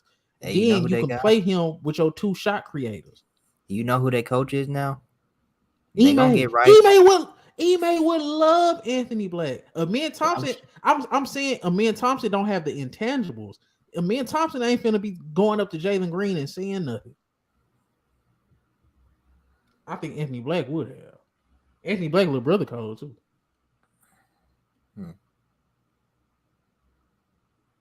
Come on, man. Dude, Anthony Black, bro, he would have been the perfect point guard for Houston. Because you still could play KPJ and Jalen Green with him. I was hoping he slid down to 10. Man, ooh, Chris. I want him to go there. He wasn't going to get there for though. Nah, I didn't think so, but I think it would have been nice. If Indiana get Jarris Walker right here, I'm going to be pissed. I love Jarris Walker, but that shit going to be... Hey. Make your video. Make your video, bro. They got Cam? No. I think you're gonna like the pick. If it ain't Cam, I ain't gonna like it. So the way you was reacting is Cam. So if they got Cam, they ain't got Cam, but I think you're gonna like the pick. That's all I'm gonna say. I'm gonna scrap the video, Chris, just so I can do probably the young core video after the draft, like see what everybody got. Yeah, because you know, hey, I think Orlando. By the time the draft all said and done with, I'm telling y'all, Orlando is gonna be the young team in the East, man. I think Orlando got a bright future. If people sleep on them, a lot of people gonna be sleep on them. But Banchero is a solid scorer. He'll only improve. Franz Wagner only will improve, and he's a solid playmaker. No, you lying, bro. Did these niggas pick Bilal Coulibaly, number 7 overall? Hey, wrote a clip on what he was talking. How he was talking about him earlier on this show. I like bro 7 at 7 in this class over Jarris Walker, over Cam Whitmore. if you think he got that kind of potential, then you can't just let that go to somebody else. As a superstar role player, Cam Whitmore was gonna come in the perfect situation, give you 20 a game, man. He's a better version of Miles Bridges. Hey, man. See, this is why the draft is so frustrating. I wish I could take control of all these goddamn teams and just do it myself. I'll do it live. I'll do it live. Because this why when I was a little kid, I always thought I could be a scout or some shit. Because these niggas be doing stupid shit, man. Hey, my whole life. I mean, let them know you know ball. I don't think. Oh wow, he's not even staying with them. Okay, good. See, that's why I ain't do my damn video. I knew they was doing all these trades and all that. I wonder. I'm trying to see who they trading for, who they about to get. Now I don't want to see who the hell Washington is going to end up with.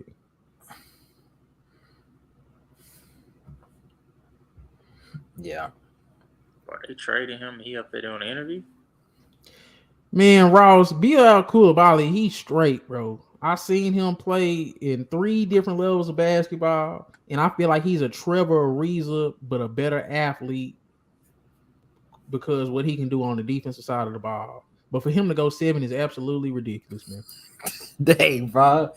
It's absolutely ridiculous, bro. It's ridiculous. That shit absolutely ridiculous. Ridiculous. I don't know. He's going to be in the G League all year next year, man. That you doing him wrong. He'll play. He will play. No, I'm just bullshitting. Yeah, he gonna play. He's gonna be in the G League. Like he's not finna. Like when the summer league roll around, we go really see. I think. Come on, man. He's too raw offensively. 7? I think I think I did a mock for this shit somewhere. Is that the guy you were just bigging up before the draft started? That's what I was telling you. That's why I was saying roll that clip because he loves you. Do you realize how often you do that? You will big somebody up just to tear them back down literally like moments later? At this spot. I didn't expect him to go this goddamn high. You was talking about him like he was a bona fide stud. Now you talking about like he a scrub. Capel. Ray, you gotta do. I think Cam Whitmore got the potential to be a 20-point per game scorer out the gate. What do the Indiana Pacers need? A guy on the wing. They started 3 guards, man. They started 3 point guards. 3 point guards, right? They needed help on the wing. Coulibaly's a wing, but he's not ready. Cam Whitmore 6'7", 240. Ready right now. Come in, elite first step, elite burst. Do you think the hype comes from Wembanyama? He hyping Coulibaly, but Coulibaly got the potential. But it's in this draft, he shouldn't have went that high. And especially that's not the right fit for him. Sometimes it's not about the player and their talent, it's where they're going and at what spot they're going and who they're going above. I like Coulibaly, but he's not better than Jarris Walker. He's not better than Casey Wallace. He's not better than Cam Whitmore. And specifically for fit when it comes to Indiana Pacers, he don't fit for them right now and what they trying to do. I'm just saying they may not be picking him for right now, but if you say he got the potential to turn into something special, that's what you picking him for. I mean, goddamn, nigga, I said he's gonna be Trevor Ariza. Come on, man. That's like a 19th pick, bro. Like, come on, I thought. Like I ain't trying to disrespect, but when I say Cam Whitmore could be like Miles Bridges 2.0, get you 20 out the gate, go get him. That's all I'm saying. I ain't trying to be too disrespectful with it, but now Washington, I expect Washington to do something stupid here, so I'm not gonna even be too fucked up.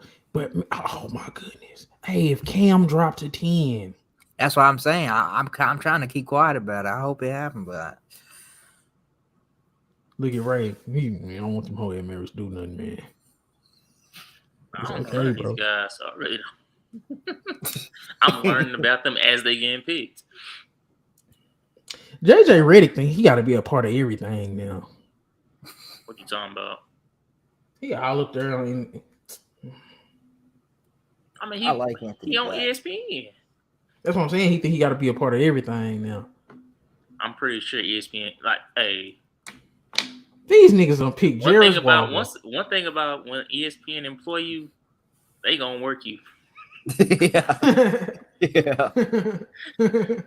Bro, Stephen A. Bro, I swear, bro, it was like 2 years ago. I seen Stephen A. on everything I was watching on here. Bro, that nigga was on like 6 straight shows. I kid you not. I promise. And was people on like wonder 6 why he straight get shows. paid that much. Hey, dude, the most dedicated. Like, he been doing it the longest. And he got a side podcast. I'm like, bro, Stephen A., do you sleep? I don't. He do that morning show. The podcast thing. You gotta remember back in the day, he had his own little show back in the day. So No, he yeah. was gonna have that regardless.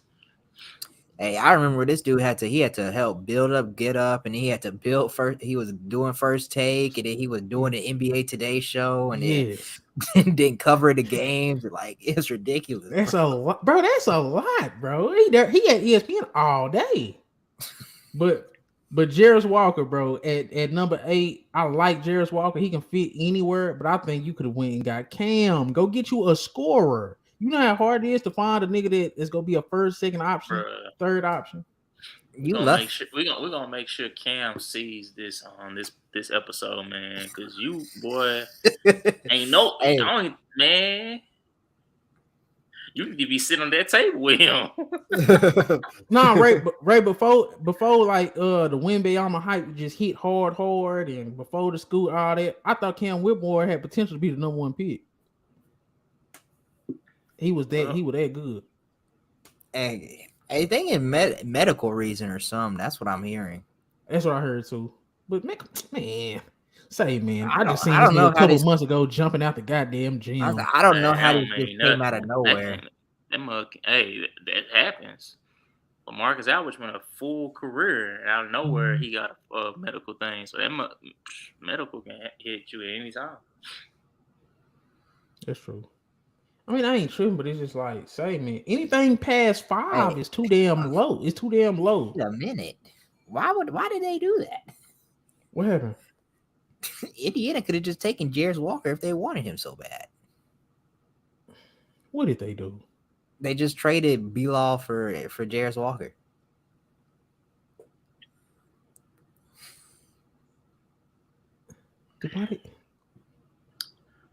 This be the shit about the draft that I don't like, bro. Why you just I don't get that. Like you said, why is he sitting on that couch still with that hat on his head? Ain't nobody informed. Big ass hair. Ain't nobody told him yet. Nah, he don't know yet. Well, somebody just come back, snatch it off his goddamn head. I can't stand Monica McNutt. I don't give a damn. There, I said it. I don't give a damn. What's her last name? McNutt. That's part of another reason why I can't stand her. Ain't nobody with that last name a day in my life. Monica McNutt. She needs to start covering WNBA. They need some goddamn commentators. WNBA commentators are terrible, man. Terrible. I watched this shit on mute. NBA need to boot some of theirs. Yeah. Reggie Miller. Yeah.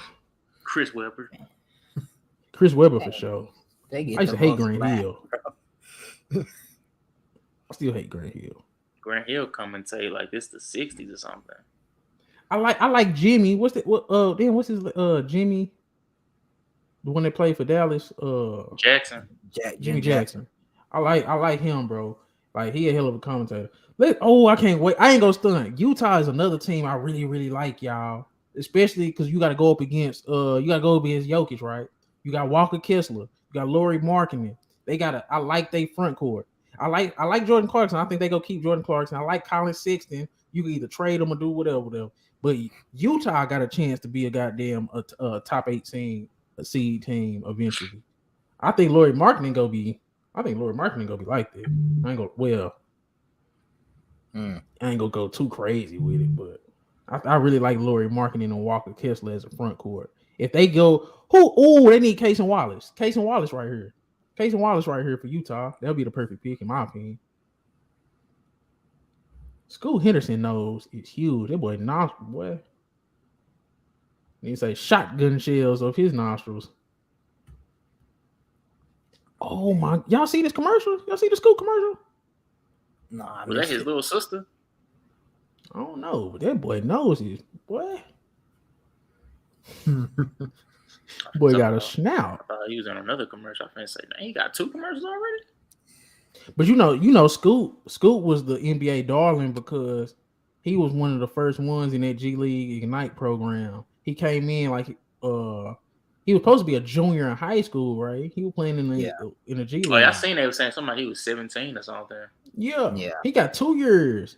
Like his junior year in high school, basically, and his senior year in high school. Basically his senior year in high school, his freshman year in college. He spent them in the G League playing against pros. Killing Kenneth Faried ass. I seen Kenneth Faried in the G League, y'all. I seen Kenneth Faried. I was like, I mean, the Manimal? Come on now. I said, is that the Manimal? Boy, Scoot blowing right by his ass. Come on, man. That boy old now. Nah, you know, to each his own. You remember the guard, huh? No. You remember the guard that what's the name played with? Ben Simmons. Who was the guard he played with? The guard. Something in college? Yeah, I can't think of his name, bro. He was their best scorer for LSU when he played with Ben Simmons. Damn, I can't think of his name. But I was seeing all kind of niggas. I was seeing Dwayne Bacon. I was like, bro, where are y'all coming from? But no, you remember that year we seen Kenneth Faried? It was some other names we seen that was in the summer league one year, and I said, yeah, this is Michael Beasley. He actually got a chance to go back to the pros. I'm like, Kenneth Faried, like he could have at least got a 10-day contract. Bro, Kenneth Faried. Somebody need a rebounder and a hustler out there. He can play for somebody. I always liked Kenneth Faried, bro. I really did, bro. Shoot, I would have rather had him than William Gabriel. That is funny. Oh man, he's here. Don't turn that camera on, man. We know you got some stuff to say. Hey, we've been waiting on you. What you mean? Oh, you talking about I told you they was gonna get that shooter, boy. They was gonna get that trouble you. I told you, boy, they was gonna get that troubled youth, boy. We need these young adolescents. And they say he's so good, he was talking shit about the owner, and they still drafted his ass. Man, come on, man. Fuck that nigga Mike, man. You know what, young buck, I'm gonna go ahead and praise you, man. I'm gonna go ahead and draft you, young dude. Oh man, don't spoil it for me. It's just coming in. Jazz, please don't do nothing stupid, man. The Jazz, I'm trying to see who the Jazz finna get. Please don't do nothing stupid, man. Oh, you're still behind? Yeah, I guess. I don't know why my shit always like. Is it coming up? Like, what part are you on? These niggas just drafted Taylor Hendricks, man. I just was bragging about these niggas front court, and they went front court. Hey, do the Mavericks take Dereck Lively or they take Cam Whitmore? Mavericks should have traded their goddamn pick already. That's what I was waiting on. Bro, we could have had this nigga if the Utah would have actually made a good pick. Utah dumb as hell, man. Cam Whitmore or Casey Wallace would have been perfect right here, man. I can't wait till this shit all said and done. With a couple years, we gonna look back and like, bro, these dudes are stupid, bro. I thought Cam Whitmore would have been perfect for Utah. Man, that perfect. Man, I'm finna mark my calendar for the first Charlotte games. I'm gonna be ready for that nigga Brandon Miller to do on somebody's head. Ooh, boy. Brandon Miller, say man. And you know LaMelo go find him too. Yeah, man. Hey, Brandon Miller, I got my content censor talking that big shit about you, boy. TikTok tried to shut down a real one. Oh, you did say TikTok tried to come at you about that. Well, you know, when I was talking all that shit, but I put that shit on TikTok, they said, oh, no, young fella, you talking crazy. They removed the sound from my... This dude, Jeremy Grant, man. Hey. This dude, Taylor Hendricks is Jeremy Grant, man. The more I watch him, the more I see Jeremy Grant. Boy, I was listening to the draft the whole time on my phone. I was outside cutting my grass. So I was like, okay, I know Victor going number 1, but I don't know what. I like controversy. I was like, man, what if San Antonio pick somebody else, bro? Boy, everybody would have got fired. Bro, I said, let San Antonio pick Scoop. Let San Antonio pick retire for real. Hey, Scoop, that. No. No, I'm just saying, like, Scoop. No, we know he is, but we already know. You can't. You can't pass that up. I'm just saying, let them pass that boy up. Boy, Greg Papa was like, all right, I'm retiring. He only staying for Victor. I think that should be a fix, bro. I think they were telling Pop, like, say, man, just go on stay. We go throw you one of you number ones. This they first year tanking. They first year tanking. They get a number 1 pick in a generational draft like this. Come on. I mean, was it really tanking? They tanked. Hey, yeah. They got rid of DeJounte. They got rid of Derek White. Come on. Hey, yeah, they were tanking. Rebuilding. I ain't mad at it. You know what I'm saying? I like San Antonio. They need good players because they a good organization. I ain't mad at it. If they would have got, come on, Charlotte don't need no number 1. It is what it is. Who we taking here, DJ? Is this Taylor Hendricks' mama or something? Who is this? I don't know who. Boy, DJ. I just went. But nah, Dallas. We all see the same shit. Dallas might as well get they might as well get Cam. Might as well get Cam and then see if you could trade him later or whatever. I really would have wished they would have went ahead and did some of these trades before the draft. I think it would be hard with this draft because you don't know who's available. And True, but it's just at the same time, it's like I'd rather let somebody else deal with that, and I just have my player that I want. You know what I'm saying? Yeah. I feel it. I feel it. If I can say the stupidest, I am sick of Portland. Man, Portland, nigga, they need to go back. Who was the GM that Michael Jordan had? That's who they need to start acting like. I'm like, damn, hey man, that you're getting traded, Dame. We don't care no more. All right, it just get to the point to where, look, man, I'm finna trade your ass. I'm finna get some more picks. I'm finna go ahead with Anthony. I'm finna go ahead with this number 3 pick, which we know who it is now. And we finna get some shit moving, man. It's this Dame time shit. It's time to end it, bro. It's the fact that everybody sees it too. Like it's like, and I just want him I just want him just to be straight up, because 1 minute it's like, oh well, if we can't get certain pieces, in the course of conversation gonna have to be had. Nigga, you've been seeing the writing on the wall for the past 3 years. We sitting here talking about Bradley Beal. Dame did the same shit. He took the money because clearly, why would you not? And they just been sitting there coasting and caking, bro, just collecting these checks.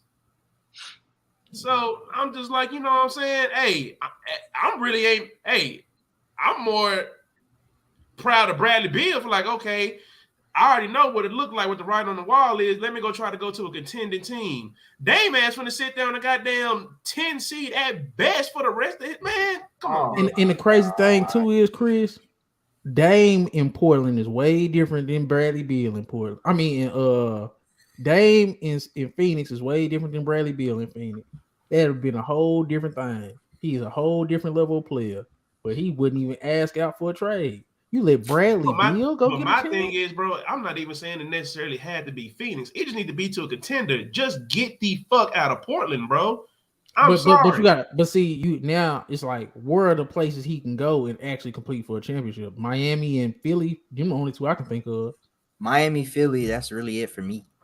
Miami, Philly. Somehow he got to Boston. I don't see how he would, but I don't think they're gonna. The only way that they're gonna end up even entertaining sending him to Boston, they're gonna ship Jaylen Brown ass, because they're not finna pay him the max and then bring Dame, who are already on the max, and then you finna I don't know if I like and then I don't like Tatum, Dame, and Porzingis. That got real weird. No more Smart, no Jasmine. It got real weird with it. But I mean, why did the Mavericks? Case and Why did the Wallace Mavericks get another guard? They traded him to the Thunder. We're gonna pick Lively. Yeah, I'm finna have to get on. I'm finna have to look on. I'm finna have to put this on my TV so I can stay on Twitter and see what's going on. Yeah, they trade. We just traded it to the Thunder for the 12th pick. Yeah, that's what got rid of Bertans. 12th pick.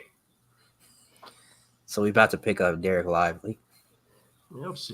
Picking up Dereck Lively at 12. I don't like it either. I would have got. Me personally, I kind of want Whitmore. These owners be talking to each other because OKC probably said, you know what, Wallace not gonna be there by the time we get him. So Mavericks, if y'all get him, we're gonna trade you our pick. They probably gonna throw some more stuff in there too, just because of the simple fact Dallas got to move back. So that means Oklahoma had to get. They got to give. They doing a pick swap plus they gonna probably get some more picks. Case Wallace happy because he from down here, but he don't even know. He don't even know, bro. That's sad. Some of them do be knowing. He don't. Nobody in his camp told him nothing. Hell no. Let him enjoy this moment, man. Like he look like, yeah, I'm staying at home. No, bro. They Mikal Bridges. Yeah, they finna break him. They finna break the news as soon as he walk his ass up there.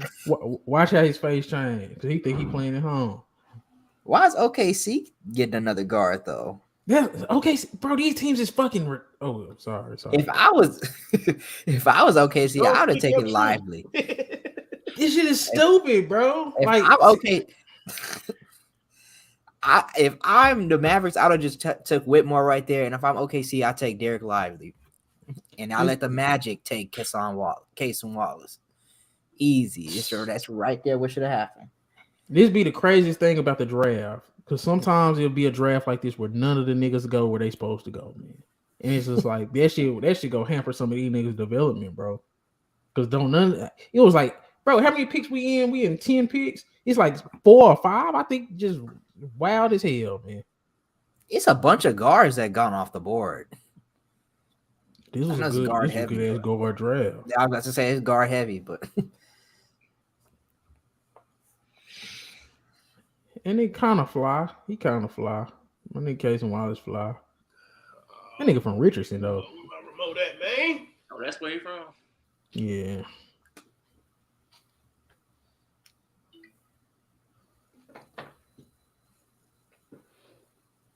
Bro, everybody in y'all family don't need to sit on the couch with a mic, man. What'd you do? I played ball with him in the driveway. Back then, they just had, if anybody, your parents might have been up there. But yeah, that's what I'm saying. It's like his kinfolk. Even then, they didn't really ask them questions. They was up that couch ain't big enough for all y'all niggas. Dang. And in case I was looking at him like, bro, what you talking about? Why did we kid? I don't know if I like this. This shit is terrible, man. I ain't gonna stunt. Everybody had a chance to get the perfect pieces where they was at, and then people did not do that. I'm so disappointed in this draft so far. But you said they got 30 players that's gonna be playing minutes, so everybody wins. Nah, you still got to pick the right players for your team.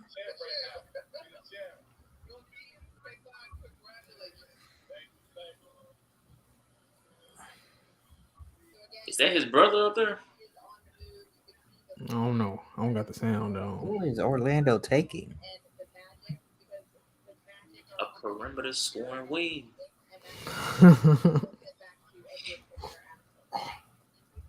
They go get Jordan Hawkins. What the?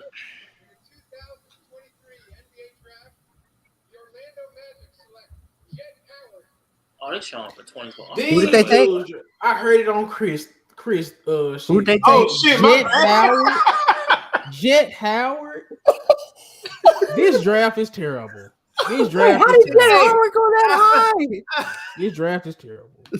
I ain't know y'all can hear that shit, Bro, man. when I said Juwan Howard's son in this draft, you said you don't know who Jett Howard is? Right? No, not at this high. Yo, this is high, bro. I did not see him going this high. This is high. He did. He said, "Y'all didn't believe." Nah, he was a lottery. I had him as a lottery pick. But... Dang. Grady Dick not played 21 years. Man, come on, man. Y'all can't count all these damn years. Some of them years that dude was glued to the bench. I know. Okay, so I need to see what else we got for moving back because we gave the number 10 and Bertans to the Thunder for us to move at 12, but I know I need to see some more details. We got 12. Basically, we're getting cap space because we're getting off Bertans' contract. If that's all they did, then I am disappointed. See, bro, Melo braids. I don't know about that. That's why I said I don't know how I feel about it. Bro, I really think I could do an NBA front office job. These niggas is horrible, man. I can't even cap. I can't even pretend like they not. These dudes is terrible, bro. Like these front offices is terrible, bro. Hey, after this, I'm finna go through all these dudes who they could have had and what they should. Bro, these dudes is terrible, man. Did you have you did a mock draft, didn't you?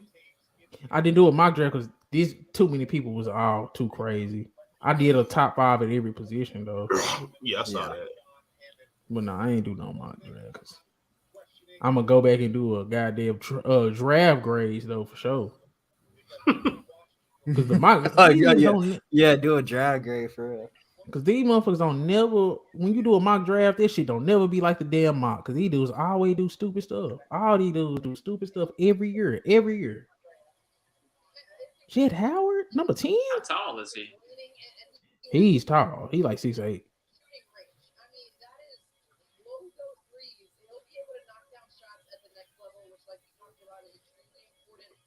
Bro, he's good, but shit, you take him anywhere after 13 or 14. 10, when you still come on, man.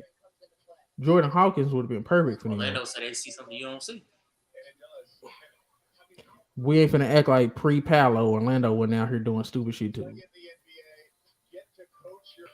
I don't trust Orlando.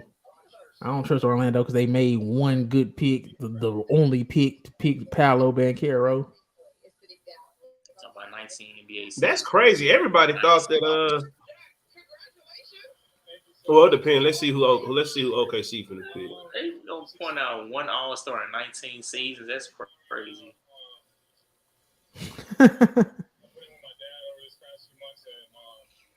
Is Jett? Why did he get another? And we finna stop acting like Juwan Howard wasn't no bust, man. Wait, bust.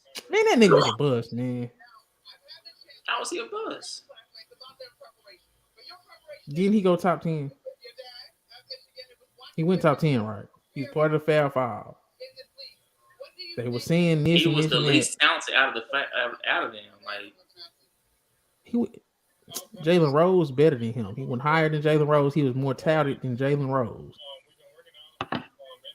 If you think that Juwan Howard was better than Jalen Rose when he was in college, I never believed for 1 second that Juwan Howard was better than Jalen Rose. They were saying Juwan Howard was a better prospect than Jalen Rose. That's what I'm saying. I don't care what they said. I'm saying what I seen.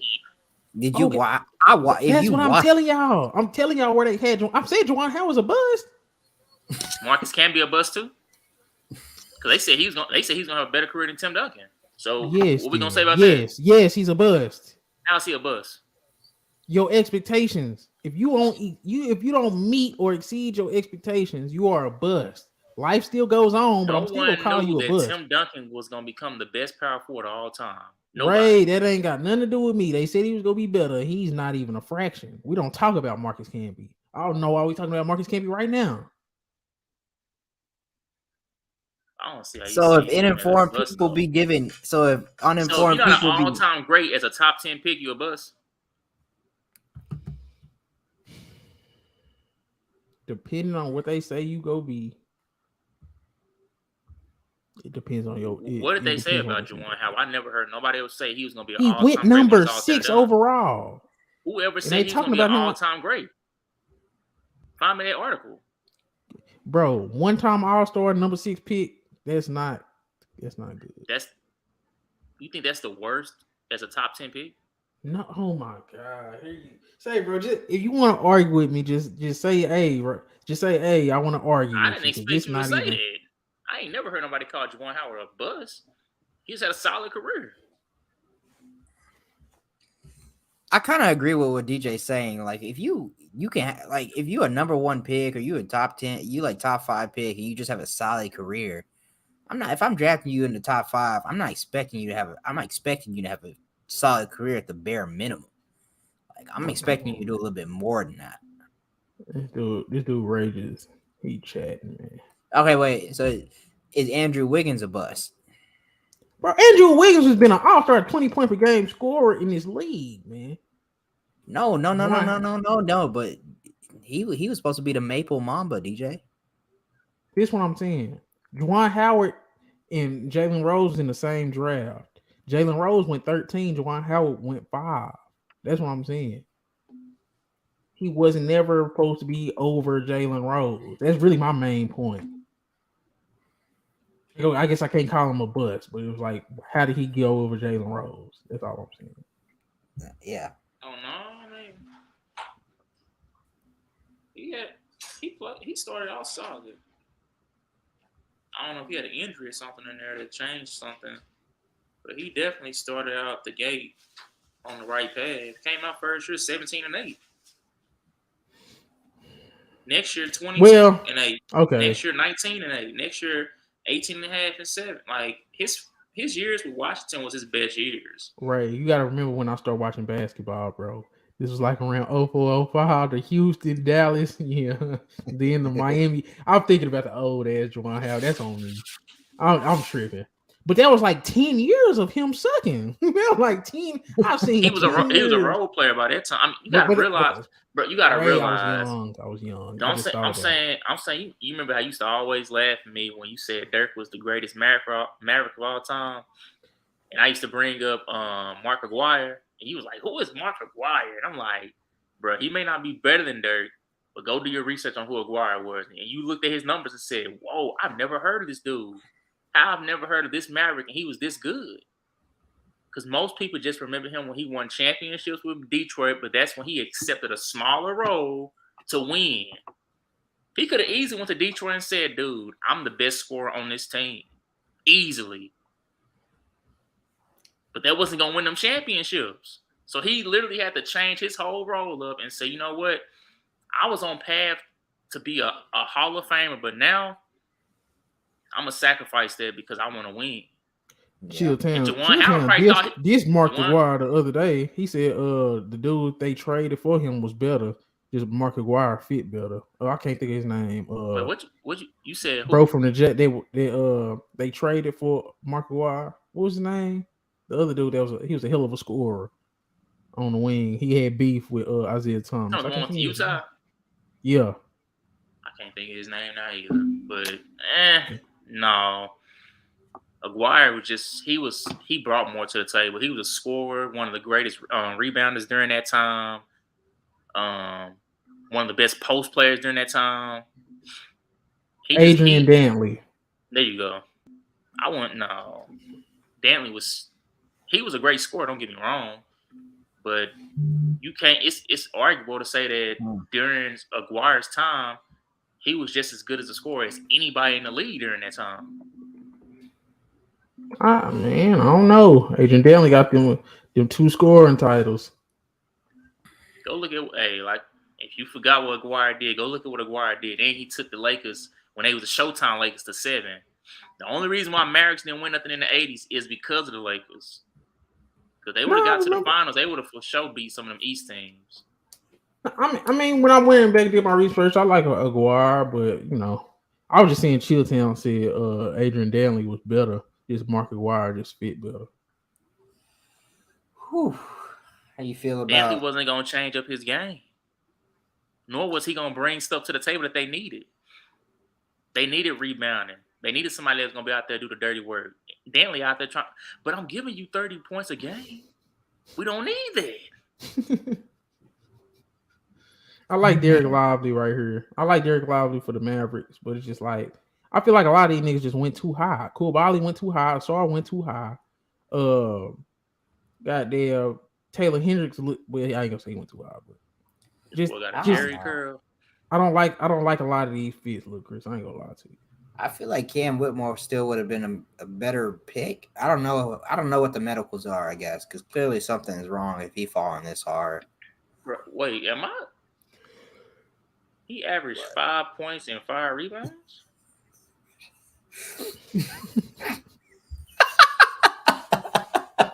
It was a weird year in college basketball, right? He was the number 1 pick coming out of high school. I mean, the number 1 player in top ESPN 100. He was the best defensive player. Hold on. He the best defensive player in this draft as far as bigs. He's a live threat. He's like a Tyson Chandler type of dude. But he was hurt, and then he playing for Duke. Like, nigga had to earn his keep. But by the second half of the season, he started playing good. But like that first half, he wasn't doing nothing. But he was hurt. So that's why his numbers look like that. 5 rebounds? He better live up to it. That's all I'm gonna say. I'm telling y'all, I watched him in high school. That dude used to hit threes. That dude was making passes like Jokic. And immediately be better than Dwight Powell. High school? Who? Shady. There's a lot of people hitting threes in high school, man. That's true.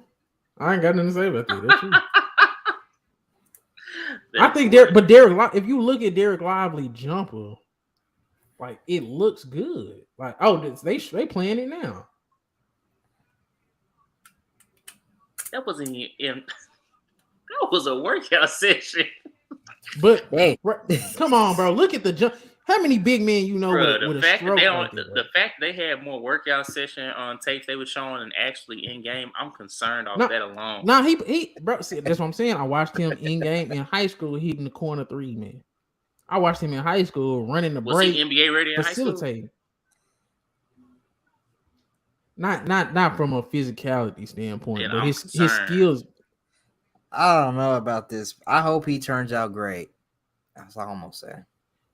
Go watch Dereck Lively high school tape. Look like Dwight Powell. Oh my god! I'm saying I don't need a bigger Dwight Powell, man. Y'all go look at y'all is so disrespectful. It's crazy. 12 overall. Y'all better go look at Adam Spinella Hoop Intellect scouting report. Y'all is being 5 points and 5 rebounds. Man. Kawhi he's 7 foot tall. Kyrie only played 13 games, and he's still right. He's 7 foot tall. 5 rebounds. Only average 5 rebounds, bro. In the games you played, it was a weird year. It was a weird year, bro. Dude was hurt a lot of the time. When he got healthy, he was dominating. Top 5 center, right? Say, man, this dude is the best defensive big in the draft. He's the best defensive big in college basketball. I don't care about the numbers. You got to watch the games. Y'all looking at 5, man. Say, man, this is the best center in the draft outside of Mark Williams. No, I don't know. Not right now, but he got more potential than Mark Williams. Mark Williams better right now. But if I had to pick who was gonna be better in 3 years, Dereck Lively probably gonna be hitting the 3, probably gonna be getting you 5 assists because he's the one of the best passing bigs in the draft. He go get you about 3 blocks.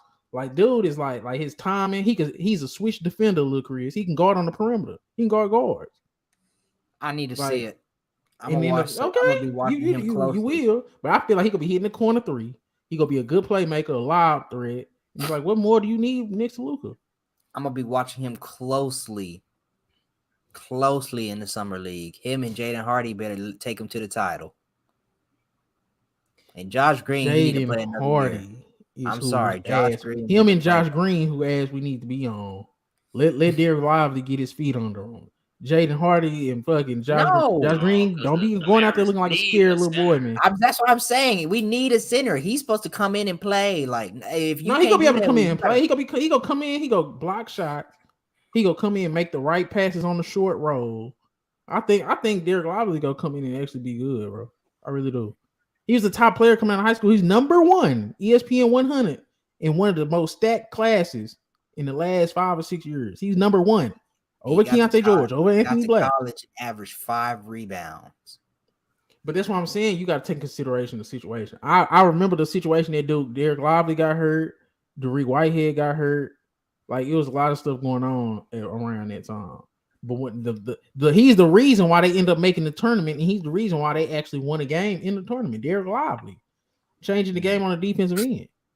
You need him to play defense and catch these lives, Lil Chris. That's what he's gonna come in and do. Block shots, catch these lives. You don't need this nigga to do that much. And then by year 3, he's gonna be hitting the corner 3 and making good passes out the short road. They may should have taken Grady Dick over this dude, man. At least he can score. Y'all is killing me, man. If they would have picked Grady Dick over Dereck Lively, I would have been out. I ain't gonna lie. Hey, at least I know he can come in and give me about 15 a game. That boy trying to bring back the shiny suit, man. Cam Whitmore, come on, man. Cam Whitmore, Keyonte George, Nick Smith. Toronto just how come they not getting drafted, dude? I thought Nick Smith would have been higher than some of these players. I'm being honest. Bro, they really doing some deep research on these guys. Because how the world ain't know that? Mark was nothing short of great. He and Blackman was. Don't look that suit jacket got fitted, brother. That Jay. See, Mark Aguirre was nothing short of great. This for you, Ray. Mark Aguirre was nothing short of great. He and Blackman was awesome to watch in Dallas uniform. See, I heard what's his name was a dog too. Who was the point guard? Derek Harper. Ooh, yeah, he didn't get that suit. He didn't get that suit jacket fitted. That motherfucker loose as hell. That is a terrible suit. Hey, that was probably his mama's suit back in the 80s. Bro, Bro, you see them big ass shoulder pads in that bitch, bro? Bro. Who does Grady Dick think he is, man? This is terrible. Oh my goodness.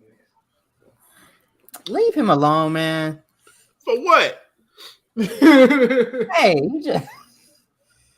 Hey, you know you can wear whatever you want. It's your draft day. You're right. And if you decide to wear it, then it is. I have the right to talk about it. That is terrible.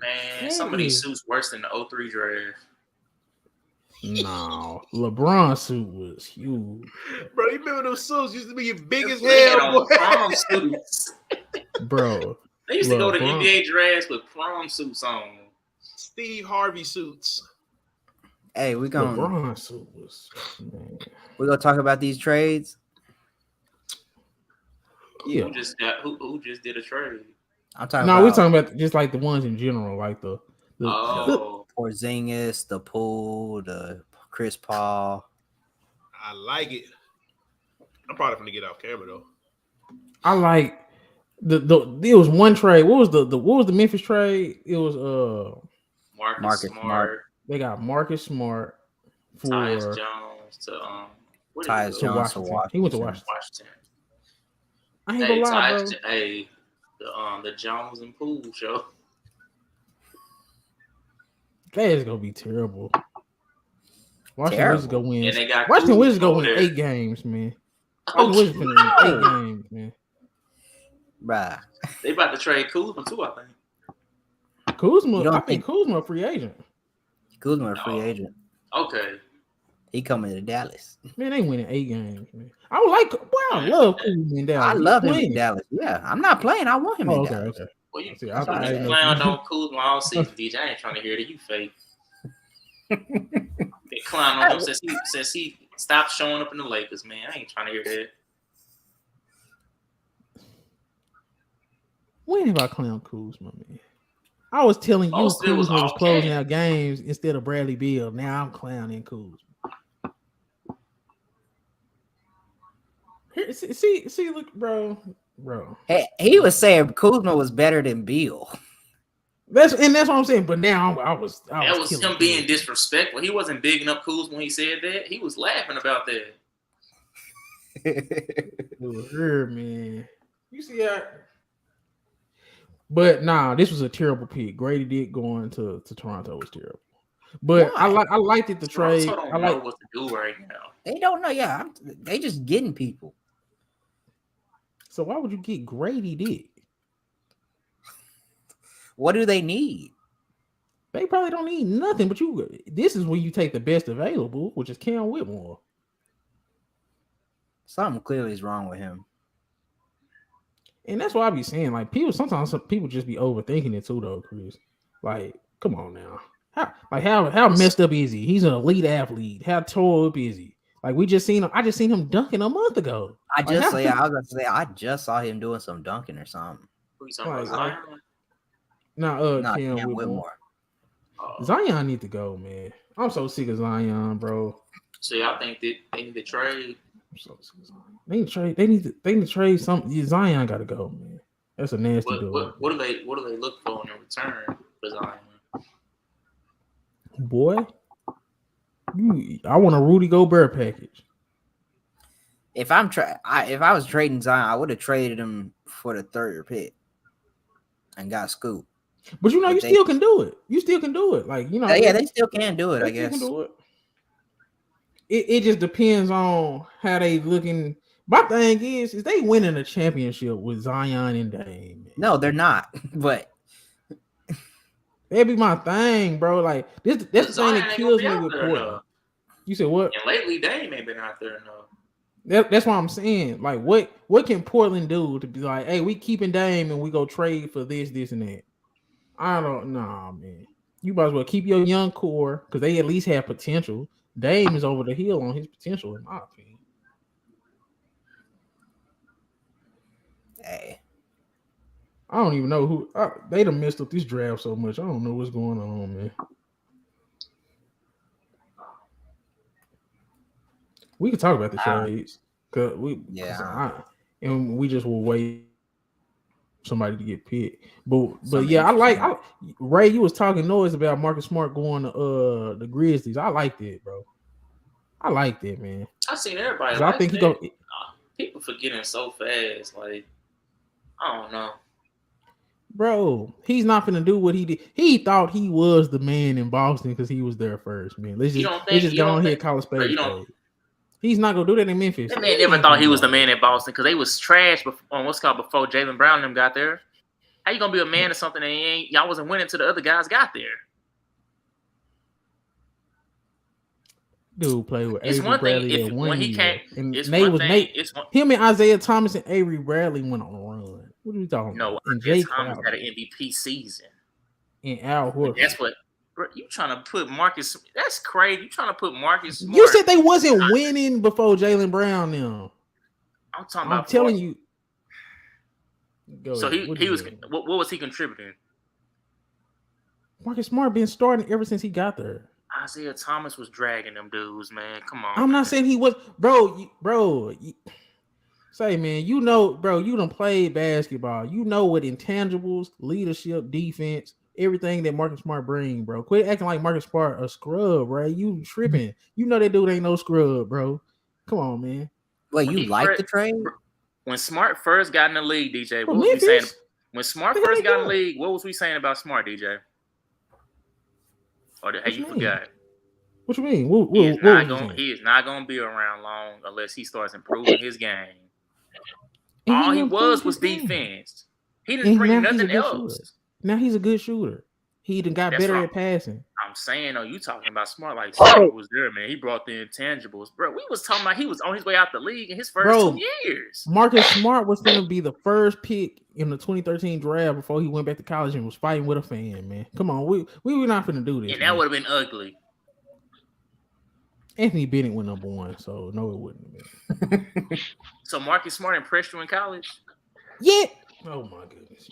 I don't want to talk about this. Just saying stuff. So Marcus Smart freshman year wasn't impressive. He was all right, but you talking like for him to,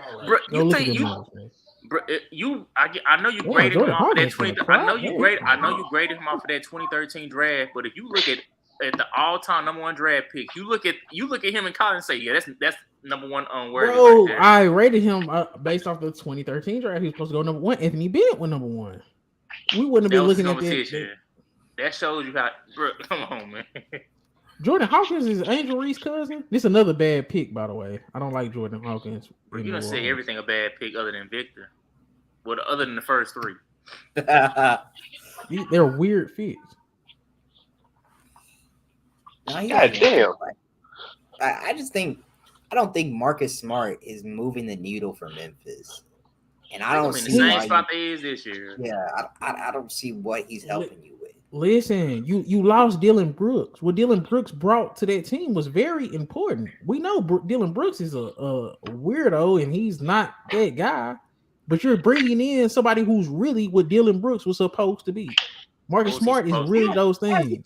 How's Marcus Smart ain't won nothing? Marcus Smart. Oh, they bring in a championship. He ain't won nothing. He ain't done nothing.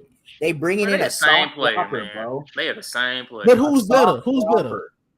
They the same player. Who got a defensive player of the year, man? Who'd have been to the finals? Who'd have been to multiple Eastern Conference finals? In the same role.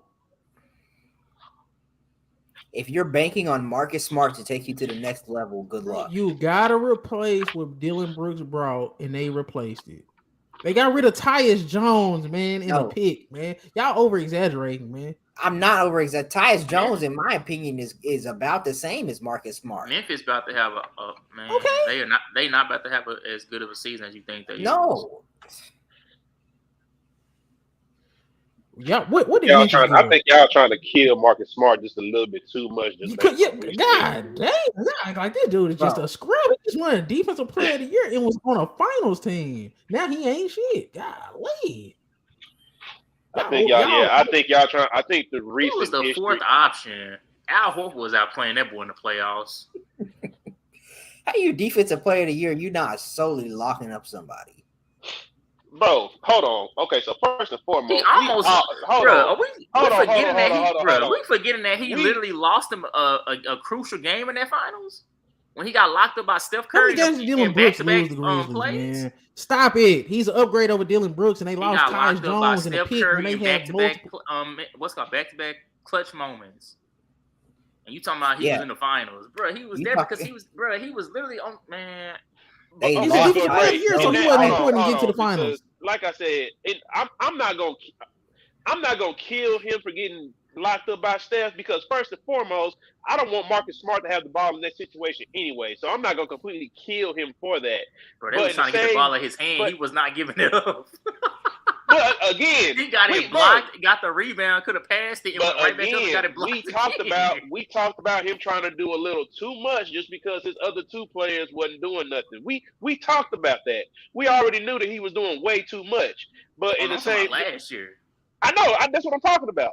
That's what I'm talking about. He tried to play hero ball when he does not need to play that role. So again, was that another dumb Marcus Smart moment? Yes, it was.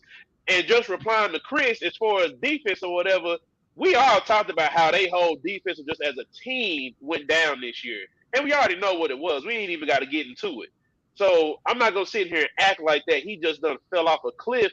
Just the coach he was playing for didn't emphasize it. Now, in Memphis, the culture that they have, I feel like we're going to see the same type of level of defense that we saw from that defensive of the year, Marcus Smart. And if that all he gives me is just that to facilitate, and then whenever, because we all got to remember, Ja ain't going to be there for the first 25. If Marcus Smart is able to facilitate and get those other dudes involved and get some chemistry, and then, Ja come back and do his thing, I don't see why Memphis can't be still a top 4 seed in the Western Conference next year. Especially, we don't know what the hell going on with Zion. We still don't know what other moves that Golden State gonna make. Just because I see they got Chris Paul, but shit, you got an injury-prone Draymond Green, an injury-prone Chris Paul on the same team. So I don't know what's gonna happen there. They can still be a top 4 seed over there. And don't get me started on the goddamn Clippers. Look, man. I'm with you, Chris. Because I'm like, come on, bro. It sounds good on paper, but when it's actually but I think, but again, I just same you gave up Tyus Jones, man. Relax, man. Bro, why are you acting like giving up Tyus Jones? Why are you downplaying Tyus Jones like you just? We're not downplaying Tyus Jones. What we're saying is they don't have him. That's why bringing in somebody like Marcus Smart is like. Do we think that Tyus Jones probably makes smarter plays? Yes, but I think that Marcus Smart is a better overall facilitator. Like, yes, he makes a better player, man. He makes some boneheaded plays. Yes, he does. But if I'm grading just his overall facility, and I feel like he can get better. I feel like he can get better. I like the coach they got out there in Memphis. I feel like he is going to be a good fit for him. Hey, if you counting on Marcus Smart to get better at facilitating when you could have just kept Tyus Jones, and there's something wrong with your organization. We're not going to act like at the beginning of the last season, Marcus Smart wasn't starting out before he got hurt, as he was top 10 in assists, man. They only gave him Jones to make bro. He played for the Celtics, and nobody over there can pass. Chris, you do realize they had to get rid of Tyus Jones to complete that 3-team trade to make it easier for them not to give up all them assets, right? Yeah, I say why even trade for Marcus Smart? Because you gotta replace Dillon Brooks. You gotta understand everybody needs a guy like that if you're trying to win a championship, man. You need a nigga that's gonna be a leader. You need a defensive stalwart. You need somebody like that over a backup point guard, man. They lost a backup point guard, man, and they lost somebody else's pick. They didn't even give up. They gave up one of their picks and somebody else's pick. Like Memphis has a lot of depth. They've been picking two players in the first round for the past 3 years, man. How many picks they need? Tyus Jones is a backup point guard. Marcus Smart is better than Tyus Jones. Marcus Smart can replace some of what Dillon Brooks has brought. So you get two of those things in one package. You get some of what Tyus Jones brings, and you get some of what Dillon brings in one guy. That's crazy. And I think you're forgetting the people that was hurt from Memphis last year are coming back. That's cool. Thank you. But you think so he going to the bench? So Marcus Smart gonna be a backup point guard? So Steven Adams and what's his name? And Brandon Clark, them coming back. What is that gonna do? That's gonna actually just take them over the top. In my personal opinion, I feel like that was their downsides in the whole playoffs, their lack of size. Because you got to think about it, they have a lot of size on that team with Jaren Jackson Jr. and with Steven Adams. And when you look at all the teams in the West, that's what you have to have is size. Me personally, if they was healthy, I think they're beating the Lakers. If they just happen to have to go play Golden State the next round, I feel like they're beating them and making it to the Western Conference Finals. That's how I legit feel about that team. Like when you look at the teams that you have to beat in the West, you have to have size. You have to have size to beat a lot of these teams in the West. I was tripping. I said, "Is this dude mama?" This dude rubbing on his mama leg or something. What's up with this, man? Kobe Buff again. You got some explaining to do, man. I don't like this. Already up there, bro. I knew he was wild when he was out there with a suit jacket on with no shirt on underneath. Bro, he's not stopping touching her either. This dude is a different breed. Bro, he's still doing it right now. Then he started panning on her. I'm like, bro, what? And the mama closer to him than she closer to her own husband. I understand it's your son moment, but man, I don't know. Chris, yes, we cooked these dudes, man. You ain't cooked nobody, bro. Marcus Smart better be out there locking up. Marcus Smart better be out there locking up. Hey, like I always say, man. Y'all just wanted to talk noise on Marcus Smart. Just be real. This was not a bad trade. They gave up. You over here defending. You over here acting. Marcus, bringing up. You can't even name me one thing you can defend about Marcus Smart. You said what? What has he done in his career for you to say you can just truly defend? What is Dillon, bro? What they lost, bro? What is Tyus Jones and Dillon, bro? Come on, man. How much better Tyus Jones and Dillon production in Marcus Smart? I literally just talked about Marcus Smart. I've never said anything about Tyus Jones or I don't care about no Dillon Brooks. So what's the problem with the trade then? I'm saying there's no problem with the trade. Bro, y'all talking about how man. I'm just trying to figure out. This is my only thing. Nothing, right? The only thing I'm arguing is like I'm just trying to figure out why. Like I'm just trying to figure out why Chris beating the table on Tyus Jones so hard. That's all I'm trying to figure out. This nigga acting like this nigga is the goddamn. You acting like this. Smart really the same tier. We being honest. Marcus Smart does better. No, Marcus Smart is better, bro. He's a better defender. That's it. Ray, you just lost Dillon Brooks. You don't think you need to replace that? You just Dillon lost Brooks your alpha. You don't think you need to replace that? You just lost the backup point guard. You don't think he's replacing everything they lost in one player? If they needed to replace that so bad, why did they say he was bringing him back by no means? What? Why do you just completely lose out on a player by any means? But I really need to replace this player. Why didn't you what? How does that make sense? I have the draft capital and I have the depth to do so, and they did. Bro, they lost a backup point guard, another team's pick, and one of their mini picks. Man, they didn't give up that much. They didn't lose these players you talking about. Bro, you could slide Reggie. They dropped one of them. They traded the other one. Exactly, Rod. You could have just slide Reggie Bullock in there and replaced Dillon Brooks like that. You'd have been just fine. Who did you say? Yeah, Reggie Bullock. You could have put Reggie Bullock in over Dillon Brooks' spot. Say, Chris. Don't sit there and try to act like. Say, man, don't act like Reggie Bullock about. You really tried to sit here and kill us saying that Marcus Smart ain't gonna change nobody's life and let Reggie Bullock. And you can replace him. Hey, man, somebody kick this nigga off, man. And you can replace him with Reggie Bullock. So Marcus Smart ain't gonna change. So Marcus Smart ain't gonna change nothing, but Reggie Bullock is. Did you think about that before that came out your mouth? Right.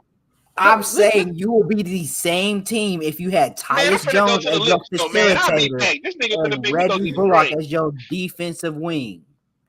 Look, bro. And what's he gonna do when he goes 0 from 10 from the fucking 3-point line? What you gonna do when you do that? Dillon Brooks is doing. Bro, no, he is not. You do realize that Dillon Brooks still made an all defensive team. Reggie Bullock is not doing that. Reggie Bullock ain't doing that shit, man. That's what I'm saying. His big ass. Reggie Bullock can't dribble. He just gonna get in the way, and Reggie Bullock ain't the only thing that you want him to do. He can't do. He can't shoot. This nigga went 0 for 10, man. He went 0 for 10. I saw with my own eyes, man. That nigga Reggie Bullock ain't changing nobody's life in Memphis. You trying to say Marcus Smart? Come on, man. Reggie Bullock is wild, bro. You crazy, Chris. You a wild boy, Chris. But you a wild man. Y'all disrespecting Marcus Smart so bad. He's better than Dillon Brooks and Tyus Jones, and you add him to Memphis Grizzlies, but all of a sudden he ain't gonna do Marcus Smart and Josh combined. He's better than both of them combined. He's not better than both of them combined, but he do a little bit of what both of them do. If you give up both of them dudes, he's replacing them both. He can't. Yes, he can replace them both. So he's better than them combined. He got all the experience in the world. He's a dog. He can legit shoot out better than Dillon Brooks. He can legit shoot. He's throwing up bricks out there in the playoffs. I don't want to hear that, bro. He's getting bailed out all playoffs. Look, bro, Chris, I ain't gonna lie. After you said Reggie Bullock, I don't know. Hey, man. And Ray, you keep on talking about what he did in the play. You keep on talking about what he did in the playoffs, like Jaylen Brown and Jason Tatum wasn't responsible for all of his playoff success. You take them off the team. We ain't even talking about nothing. Stuff I be talking about. They not, bro. Come on, bro. Bro. Who was he locking up in the playoffs? All of a sudden, Marcus Smart wasn't contributing, bro. Who was he locking up in the playoffs? That boy had one good game, man. I ain't trying to hear that mess. All right. Who was he locking up in the playoffs? Bro, say, man. Go on and do your Googles. Who? We gonna see. Didn't Harden drop 41? We gonna see. Twice? Well, that boy shot 20% in that what's it called? One of them games in the Eastern Conference Finals. Man. He had one good game in that whole series. Marcus Smart was solid in the playoffs. Wasn't Trae Young going off? He was 15, 5, and 4, 45%, 36% from 3. That dude did not have a bad playoffs. Y'all just I don't know. Y'all just Finals. Go look at the Eastern Conference Finals. And then I can look at Jaylen Brown. That was on Jaylen Brown more than Marcus Smart. Y'all saying Marcus Smart ain't this, and then now when in the Eastern Conference Finals, Marcus Smart didn't do this. When we seen Jaylen Brown be terrible. And now you can talk about what Marcus Smart did in the Eastern Conference Finals. Two things can be right. We both right here. Man. Keyonte George to the Utah Jazz. Who they pick first, Chris? What they first pick? Utah. They picked Taylor Hendricks.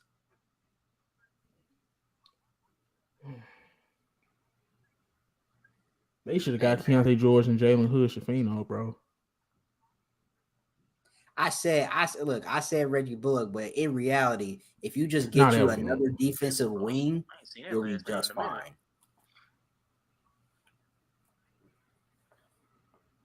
Damn, they got him right before the Lakers too. They somehow they got it right. This is what I was talking about for the Lakers. They got him right before the Lakers. They got him right before the Lakers, bro. Who was the other Lakers pick? I said Dereck Whitehead, but you think they take Cam Whitmore? Oh, that nigga still on the board. He slid that far. He's that far down, man. I don't know what's going on with him. Lakers go overthink it. They gonna let the Heat get him. Lakers go do something dumb. They gonna let Cam Whitmore go to the Heat. Oh my goodness. Cam Whitmore goes to the Heat. Oh my goodness. Bro, is the Heat finna get a top 5 talent at 18? Ooh, y'all.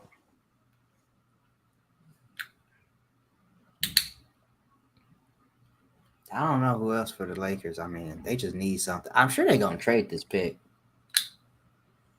I'm Lakers sure whoever Lakers need to quit trading they picks, man. They do all this Band-Aid stuff, bro. Lakers is the biggest Band-Aid organization in basketball, bro.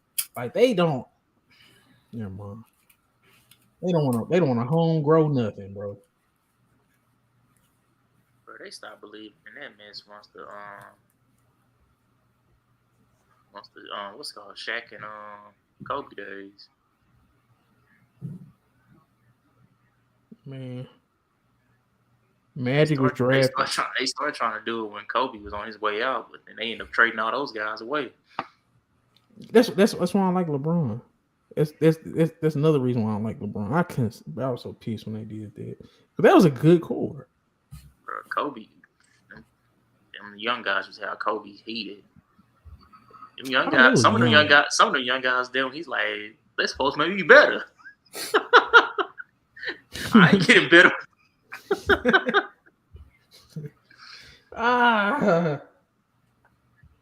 Golden State they have dropped the ball the last couple years so bad.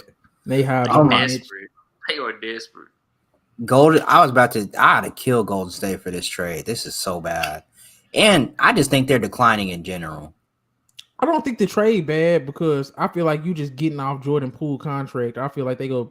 I don't even think they go keep CP3.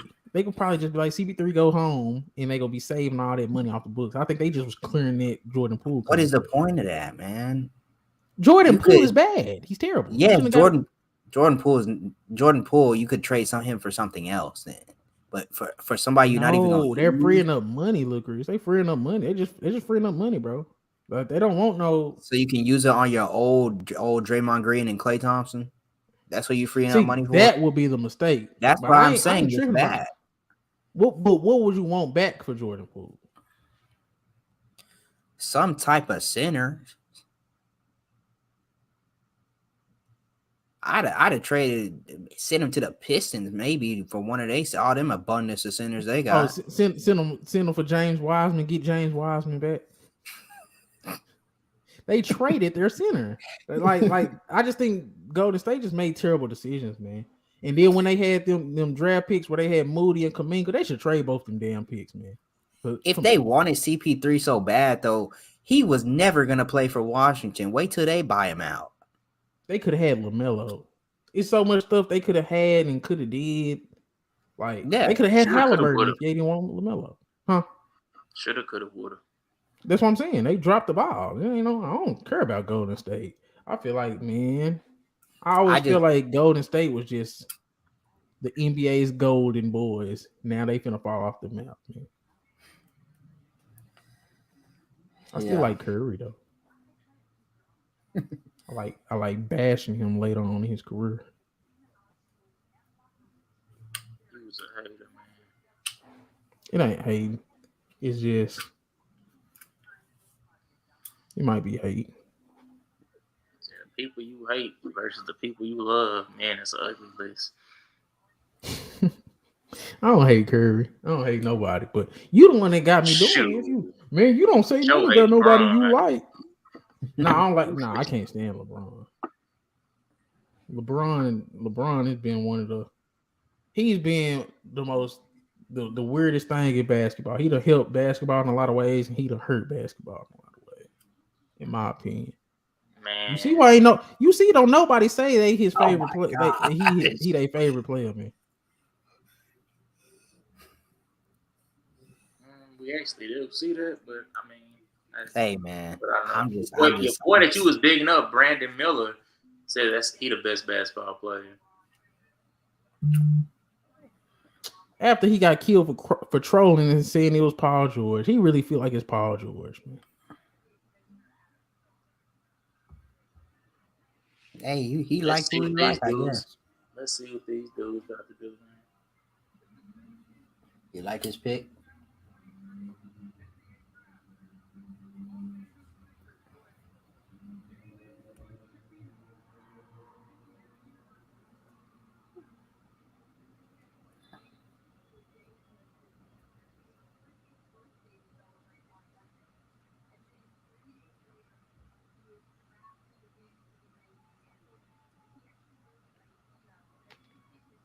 Jordan Hawkins is Angel Reese's cousin. It's crazy that he's her cousin. And and they both won national championships though in college. So y'all sleep on the WNBA. Not really.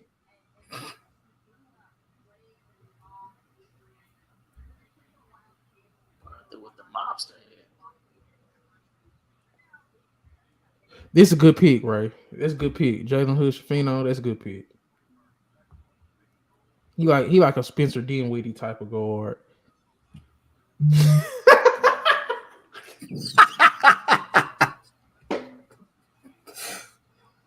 He better than D'Lo.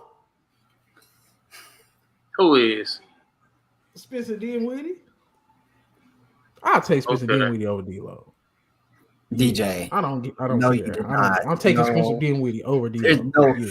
Y'all got on me for saying Reggie Bullock, but this man just says Spencer Dinwiddie's D'Lo had, bro, as bad as D'Lo can be in the playoffs, Dinwiddie got him beat by man. Come on, man. Bro, you not lying. What we doing here? How Dinwiddie ended the season. Did we not see what Dinwiddie did in the first round?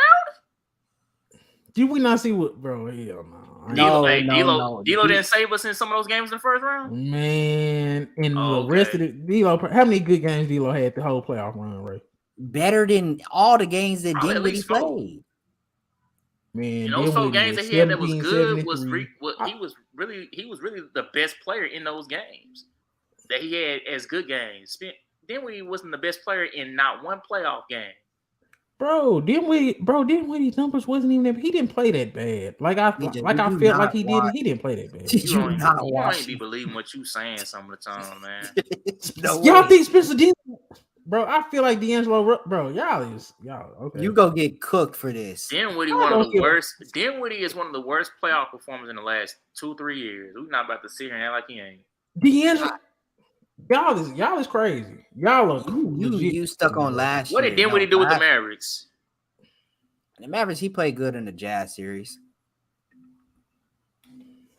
Say, bro, y'all quit talking to me. Go look at D'Lo playoff stats. Go look, bro. Quit talking to me about that. Are you talking about this year, DJ? If you talk about this, look at it. Go look at it for this year. Go look at it for this year. Did you look at Dinwiddie? There's no way you looked at Dinwiddie and said that with your chest. There's no way you looked at Dinwiddie and said that with your chest. To go look at it. Y'all is talking crazy.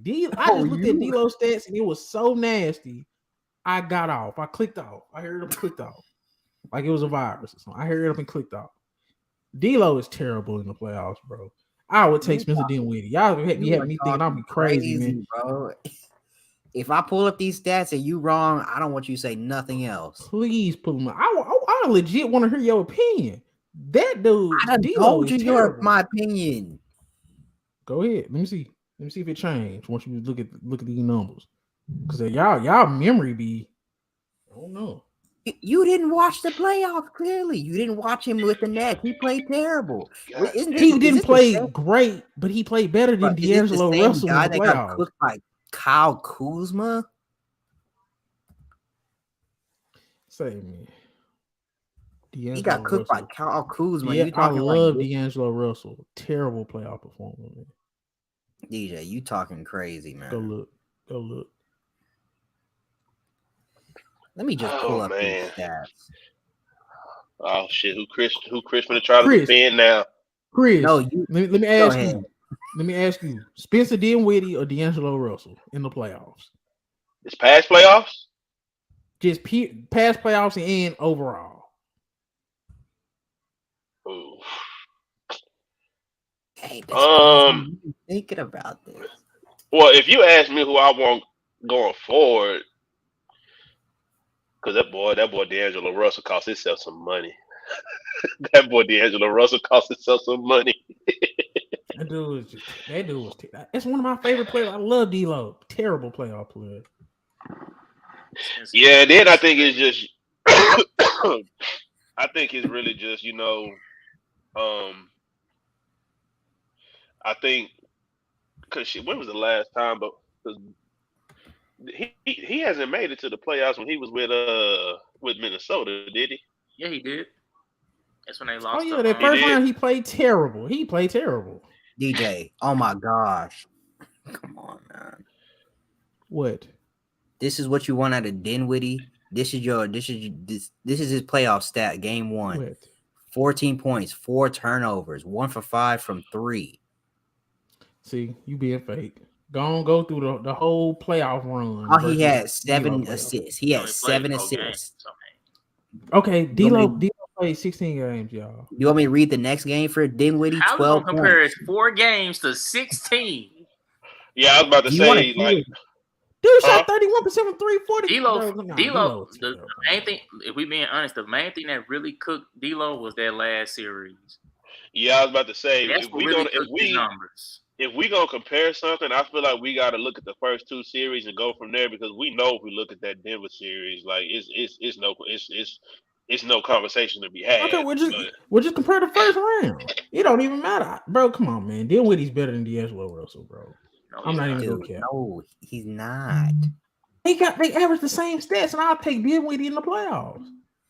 If you want Dinwiddie in the playoffs, who's not? I just think Dinwiddie's a bigger dog than D'Lo, man. That's cool. Okay, he can be a bigger dog, but y'all act like I'm saying something crazy. Hey, come on, man.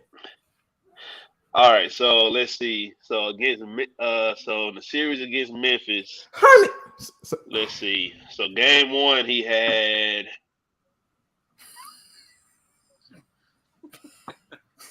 I'm listening. I'm wrecked to this damn draft, man. Oh, who the hell is that? Come on, bro. Come on, man. So, oh shit, that Memphis series was the perfect series for that boy. He had 19. So in the first game against Memphis, he had 19, 4 and 7. He had second game, he ain't doing good. He had 5, 7 and 4. Then he had 17, 4 and 7, 17, 1 and 3, 11, 4 and 10, and 31, 2 and 4.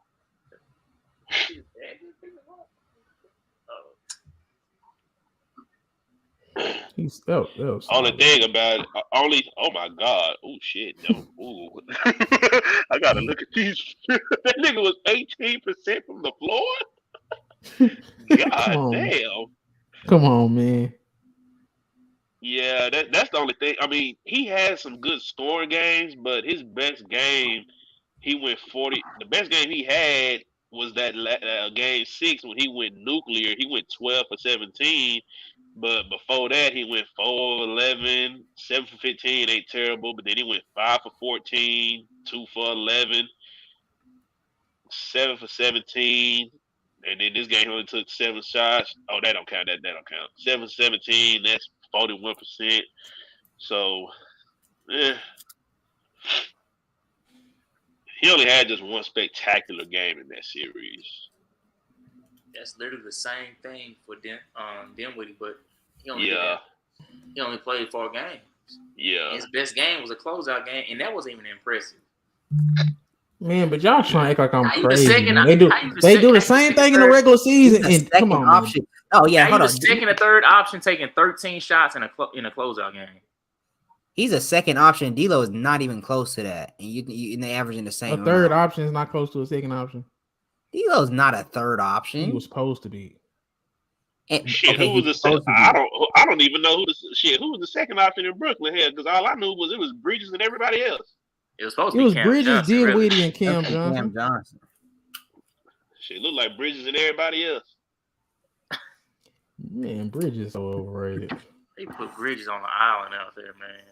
Man, quit. Go get us a dub, Bridge. You gotta chill out, man. That's someone he got to, bro. Luka cooked him out of Phoenix, man. Before he got to Brooklyn, this dude was a third, fourth option. They got took him to cooked Brooklyn out and of said, Phoenix, man. "You better learn how to be a number one fast."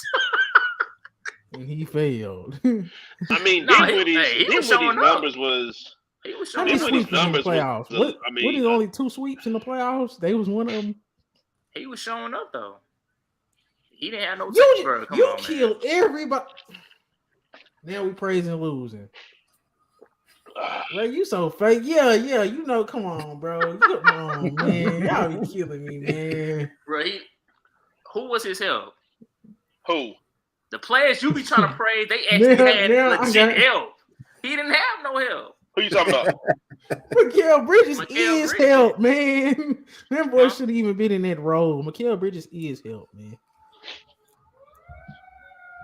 No offense. So you trying to clown Bridges? I'm not trying to clown him. He's not that good.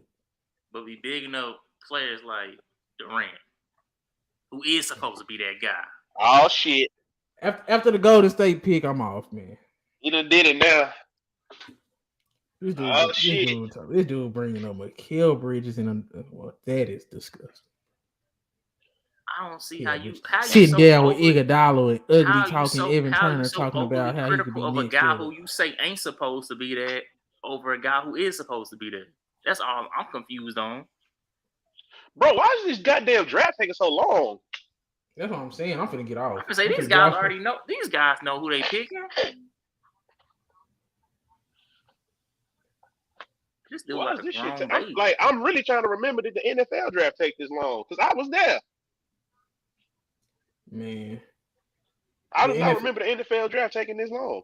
This draft is taking a long ass time. Bro, this shit taking longer than a bitch, bro. Like this is the 19th pick. This taking long. I'm finna get off after this. After the Golden State pick, I ain't gonna lie. Because everything else is irrelevant. Nobody's left that I care about. Everybody made the wrong picks. I'm excited about Denver's pick. For what? I'm excited about Denver's pick, but not worth staying on camera for. Facts. Well, yo, we gonna be on camera for another. We gonna be on camera for another hour.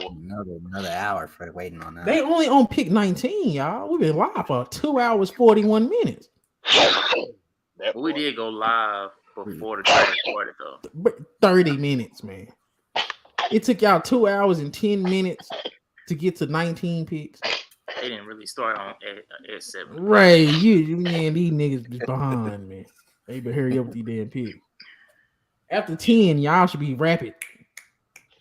Yeah, nigga. This ain't nigga. We ain't finna pull no players choice shit. I ain't finna be on here for no goddamn 4 hours and shit. You wanna be on there for about 5? I was like, boy, them niggas be on there for like 5 hours. I'd be bro, like, it be hour 4. You click on that whole nigga.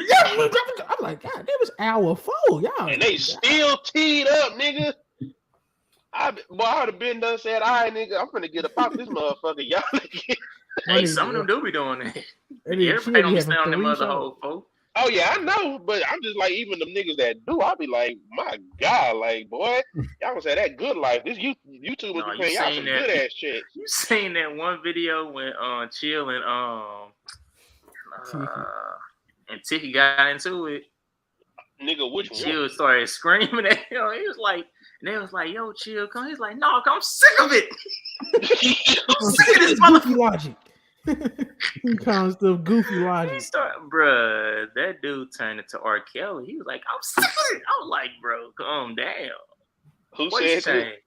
No, it was Chilltown, and Ticket was, he said something, and Chilltown tried to like rebuttal it or whatever, and Chilltown, and Ticket basically was like downplaying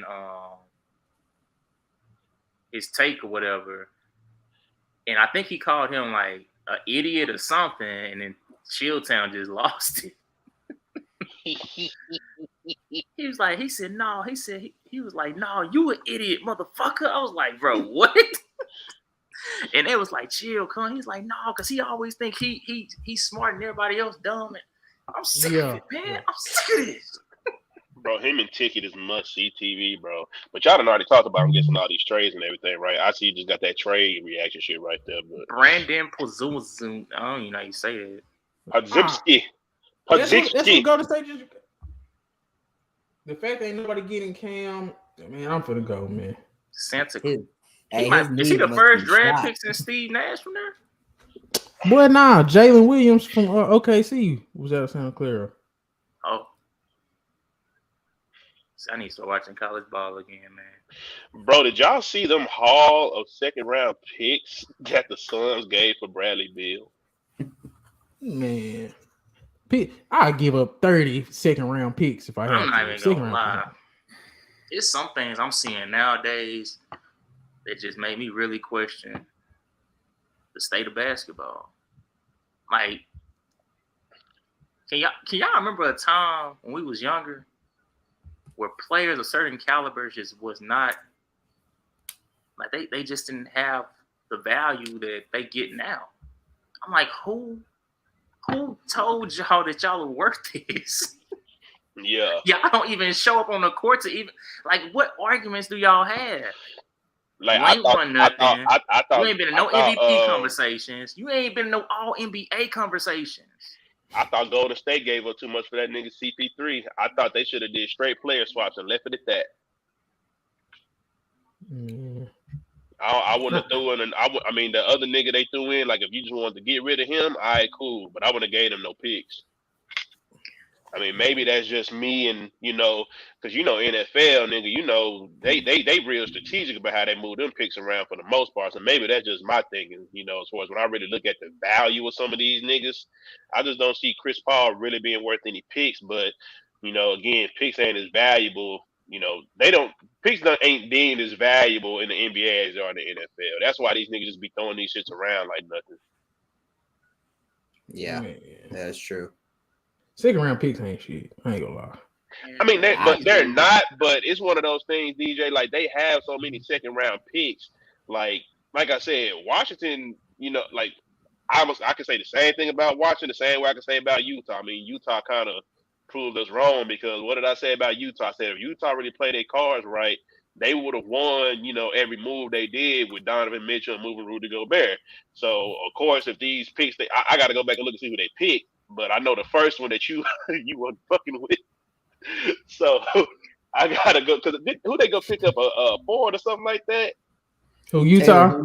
Yeah, that shit was dumb as hell, man. Yeah, I mean, so, it's like just I said, they don't need him, but it's all gonna come down to how they use these picks, man. And with Washington again, they got six second round picks.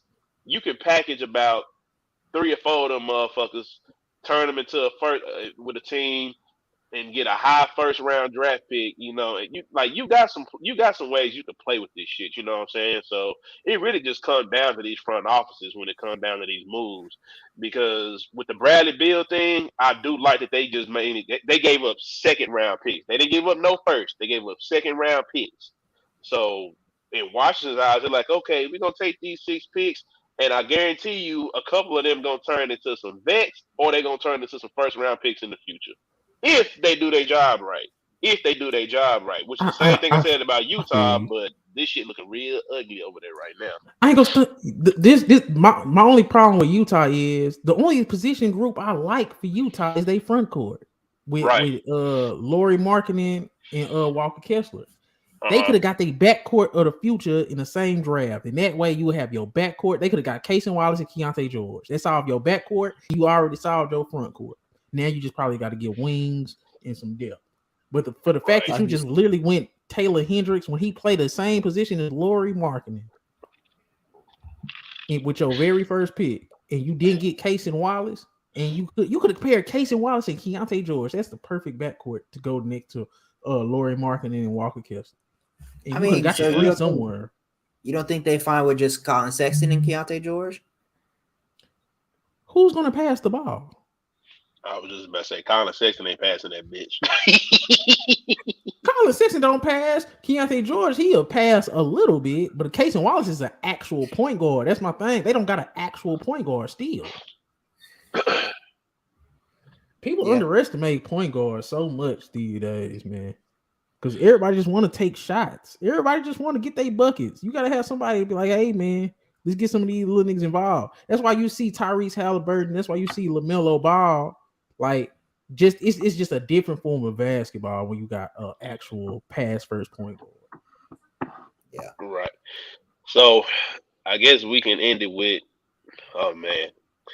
I guess I go to 1, 2, 3, 4, 5, 6, 7, 8, 9, 10, 11, 12, 13, 14, 15, 16, 17. Okay, I'm gonna stop at number 20. I'm gonna stop at number 25 because I don't need to go no further. So this is just all the free agents that's still available so far after the night, with the exception of Kristaps Porzingis. Mm-hmm. So we still got So right now, the top rated free agents right now is Russ, Chris Middleton, and James Harden. Of course, you got Kyrie Irving, who still hasn't made his decision. We saw the trade with Kristaps Porzingis, so he's no longer on the board. You got D'Lo, you got Kevin Love, you got Nikola Vucevic, Draymond Green, of course, is a free agent.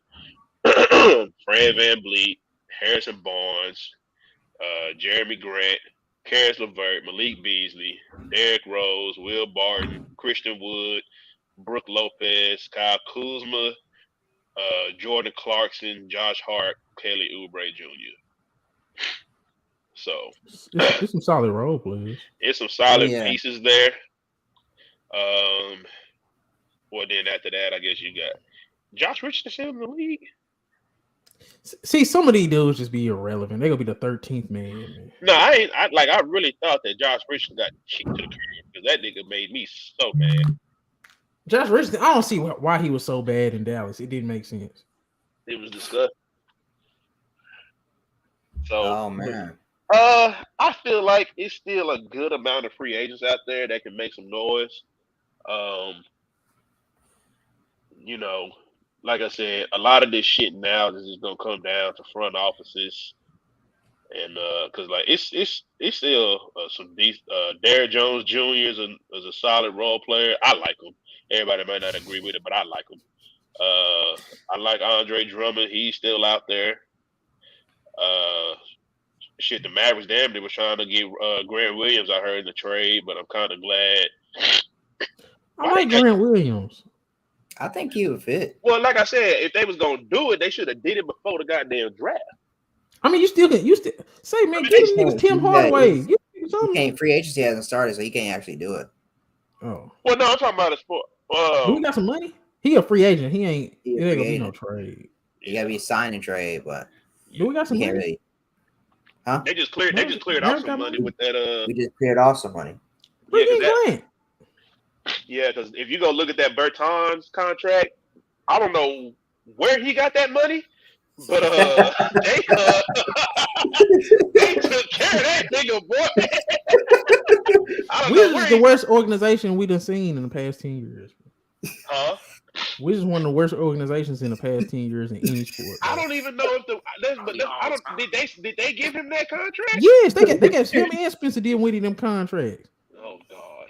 They probably the worst organization since we've been alive.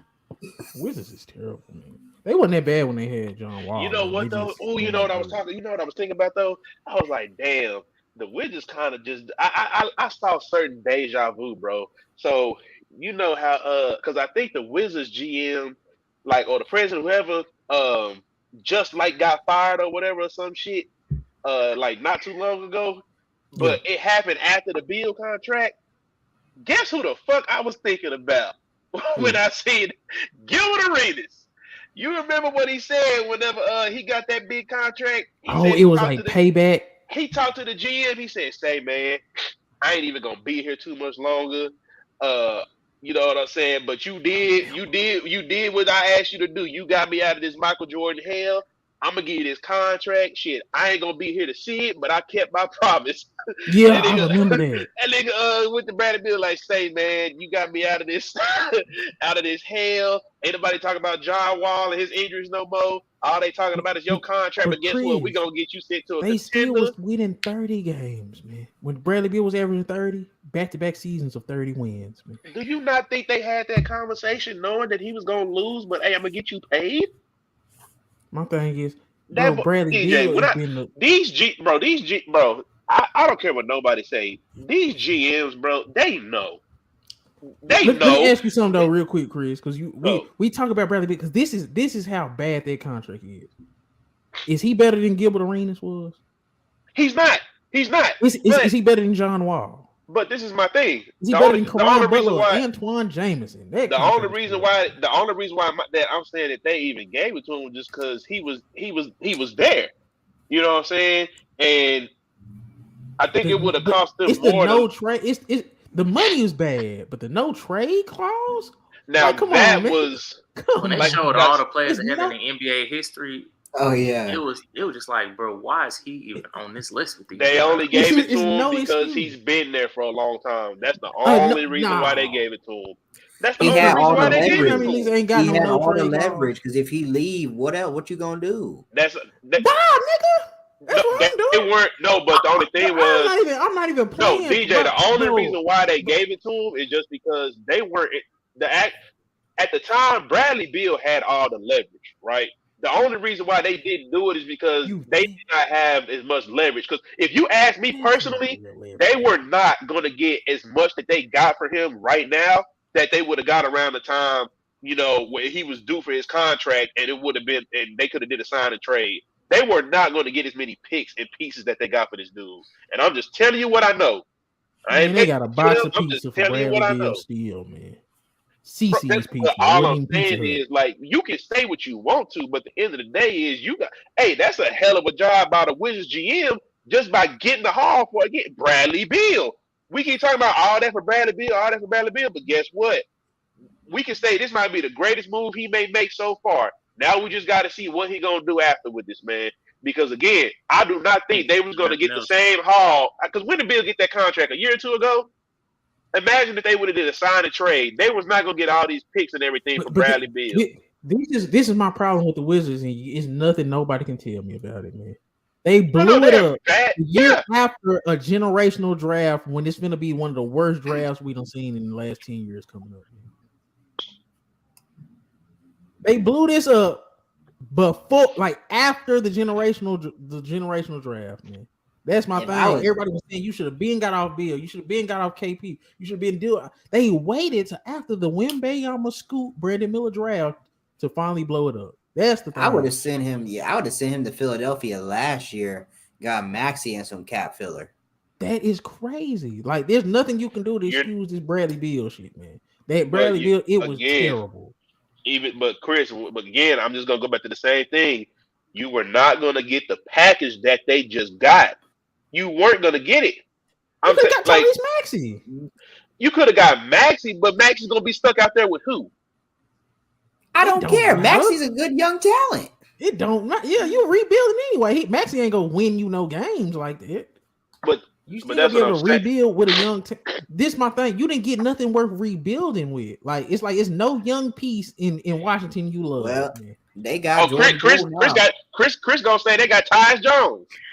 They got Tyus Jones and Jordan Poole right now. That's a solid. Yeah, they got Tyus Jones and Jordan Poole. That is 8 wins. With this roster constructed in Washington right now, that's 8 wins, man. That's 8 wins. They finna go on a streak of getting beat by 40. Watch. Them dudes finna score. But no, I believe that this was the best possible time for them to get off Beal. I don't think they would have got this big of a package if they would have traded him earlier.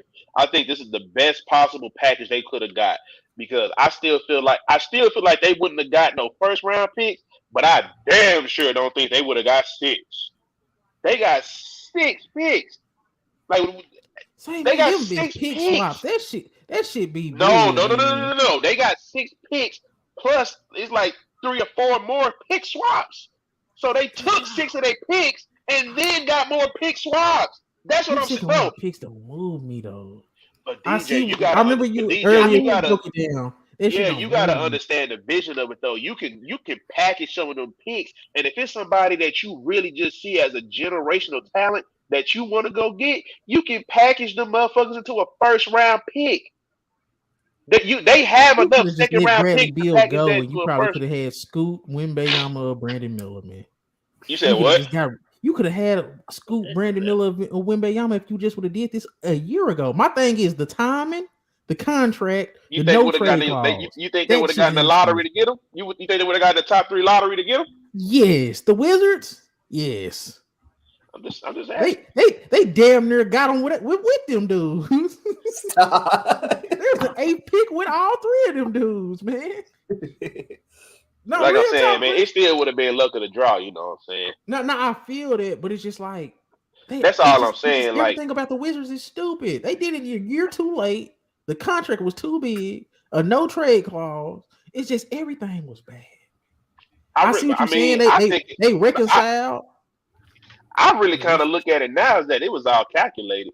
I really feel like this shit was all calculated, in my opinion. After the Wembanyama draft. Bro. Say, you know who they got going first next year? They got Matis Buzelis. They got Matis Buzelis going number one next year. Go look at Matis Buzelis and compare them to who these niggas are. Look. You can say what you want to as far as the timing in the draft. I completely understand. I get it. I really do. But at the end of the day, yeah, they could have got, let's say they would have got maybe 2 picks and a player for that nigga. But man, first of all, when you able to go ahead and trade him, get all of that, like, yeah, we're not looking at Landry Shamet and nothing, but then you get CP3, and then you get CP3 traded and get more picks for that nigga.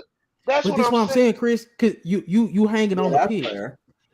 The drafts aren't finna be good again to 2026, man. DJ, you can say that, but somebody gonna say that, but somebody gonna stand out, bro. This is a generational draft right now. They knew they was gonna suck back then. Not every draft gonna be this draft, yes, but there's always talent in the draft. So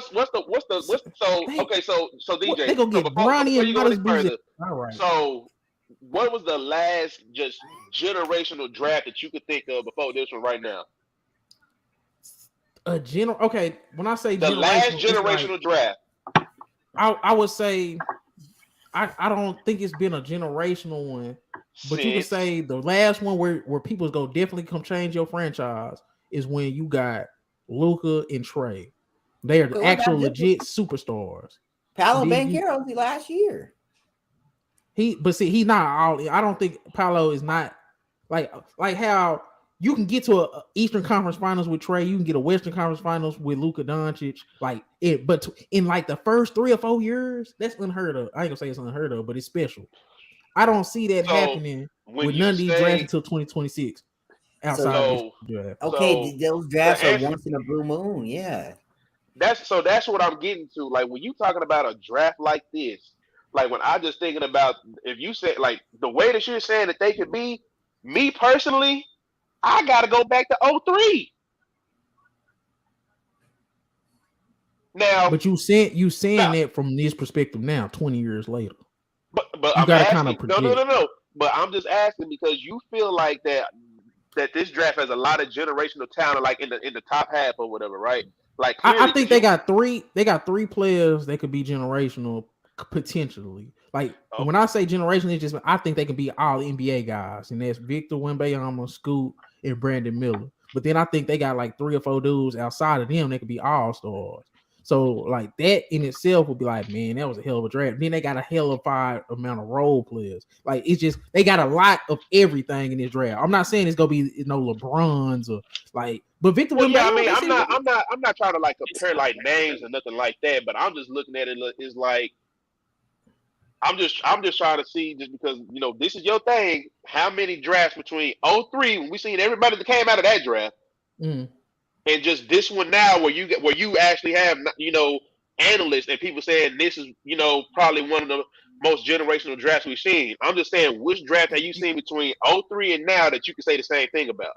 And the only point I'm trying to make is that I hear what you're saying, but if you can't think of nobody else like in between now and then this shit gonna happen once in a blue moon.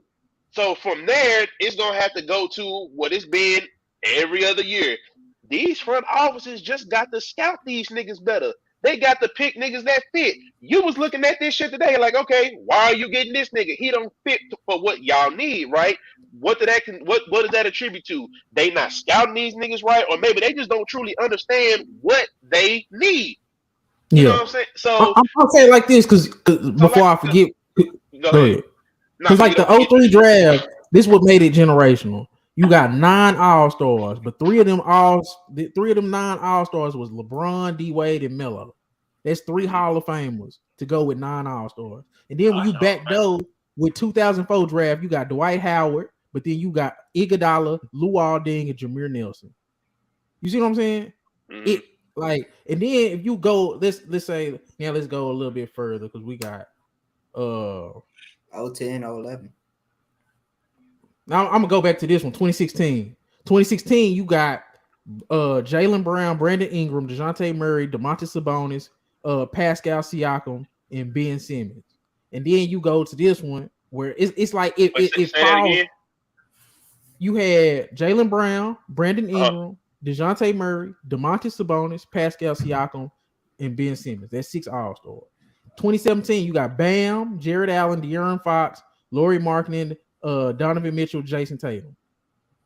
This is why I said 2018, because you got Luka, Shea, and Trey. Like, that's 3 all NBA guys. And when's 2018? That was like 4 years ago. So that's why I say generational, because they had you have multiple players that you know they're gonna be all NBA. And 2 of them got you to a conference final. Who called any of those guys generational talents though?